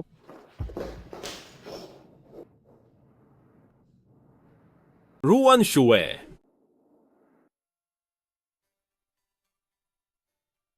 Salamat po. Naging mahirap ito para sa iyo nitong mga nakaraang taon. Pumunta sila sa studio mo para manggulo, gamit lang ang marriage certificate. Kapag iniisip mo, talagang nakakatawa. Wala iyon. Total ay malapit na rin naman itong matapos. Sa wakas ay magiging malaya na ako. Bukas na ang araw na usapan namin ni Hee Jang-woo na pumunta sa munisipyo para sa aming diborsyo. Kapag nakuha ko na ang katibayan, masasabi ko na sa wakas na ang relasyon ko sa lalaking iyon ay tuluyan nang natapos. Sabi mo nga, isa siyang masamang tao. Ano kaya kung samahan kita bukas? Huwag na po. Nag-aalala ako na kapag nandoon ka, baka gumawa pa siya ng kung ano-anong gulo. Nag-aalala lang ako na baka isipin nila na may makukuha pa silang pera mula sa iyo. Kasi naman, Huwag kang mag-alala. Mapoprotektahan ko ang sarili ko. matapos ang lahat, nakatulong din naman ako sa iyo, di ba? Paano naman kita pasasalamatan? Hayaan mong mag-isip ako. Bukas ko na sasabihin sa iyo. Sige. Oh, Ruan Xue. Simula nang sumama ka sa pinakamayamang tao, nag-iba na talaga ang anyo mo. Gumanda ka ng husto. Ang mga suot at gamit mo, ibang-iba na kaysa noon. Tumigil ka na sa pagsasalita. Pumasok na tayo sa loob para pirmahan ang dokumento. Pagkatapos ay umuwi na tayo. Ayaw ko nang mag-aksaya ng panahon sa iyo. Huwag naman. Naging mag-asawa rin tayo. Ngayong magdi-divorce na tayo. Dapat siguro tayong maupo, magkape, at mag-usap. Sandali. Ayaw ko nang magsayang ng oras sa iyo. Teka, huwag naman ganyan. Sa tingin mo ba ay mayroon pa tayong dapat pag-usapan? O baka naman gusto mong paghati-hatian ang mga ari-arian ko at paalisin akong walang kahit ano? Paano namang mangyayari iyon? Magkape lang tayo. Wala namang masama doon. Kalimutan na natin ang mga alitan. Wala ako sa mood ngayon para maupo at makipag-usap sa iyo. Naintindihan mo ba? Xiao Xue. Huwag mo naman sana akong iwasan ng ganyan, please. Dahil nga sa pag-iwas mong iyan, Kaya naisip ko, bago tayo mag-divorce, ay maging maayos tayo at magpatawaran na. Sige. Pero kailangang mabilis lang. Nagmamadali ako. Siyempre naman, dahil naging mag-asawa tayo, maghiwalay tayo ng maayos. Sandali lang, pupunta muna ako sa banyo.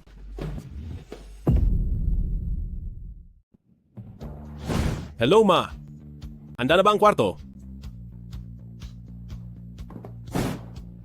Salamat sa paghihintay. Kung ganoon, kape na lang ang gamitin nating pangalay para sa matiwasay nating paghihiwalay.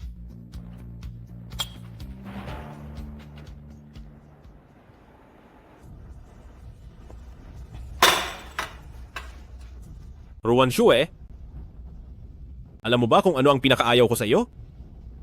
Iyan ay ang pagiging sobrang mapagmataas mo. Walang hiya ka? Gusto mong makipaghiwalay? Sige lang. Pero dahil yumaman ka na ngayon, hindi ba't dapat mo ring tulungan ang dati mong asawa? Hindi naman ako sakim. Buwan-buwan, bigyan mo ang ex-husband mo ng 3 milyong dolyar. Paniguradong barya lang ito sa iyo, di ba? Huwag mo nang pangarapin iyan. Talagang hindi ka na nagbago. Akala ko ay natauhan ka na. Mukhang totoo ngang hindi na magbabago ang masamang ugali mo. Wala kang magagawa rito. Dahil sa kape mo, ay may hinalo akong espesyal. Ang bagay na ito ay kayang gawing masamang babae ang isang inosente. Sa pagtatantiya ko sa oras, dapat ay tumatalab na iyan ngayon. Bakit ang init? Tingin ko ang tinatablan ngayon ay ikaw, di ba?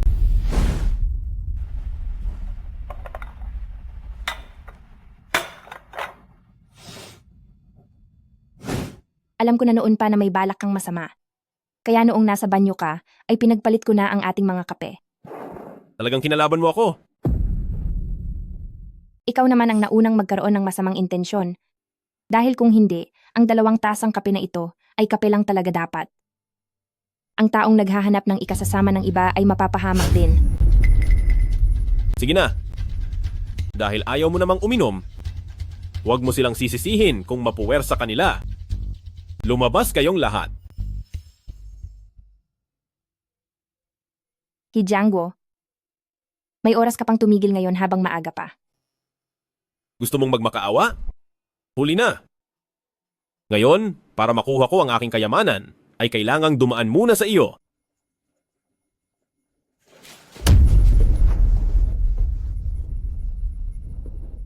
Ano? Anong ibig sabihin nito? Matagal na kitang pinababantayan at alam kong hindi ka talaga titigil.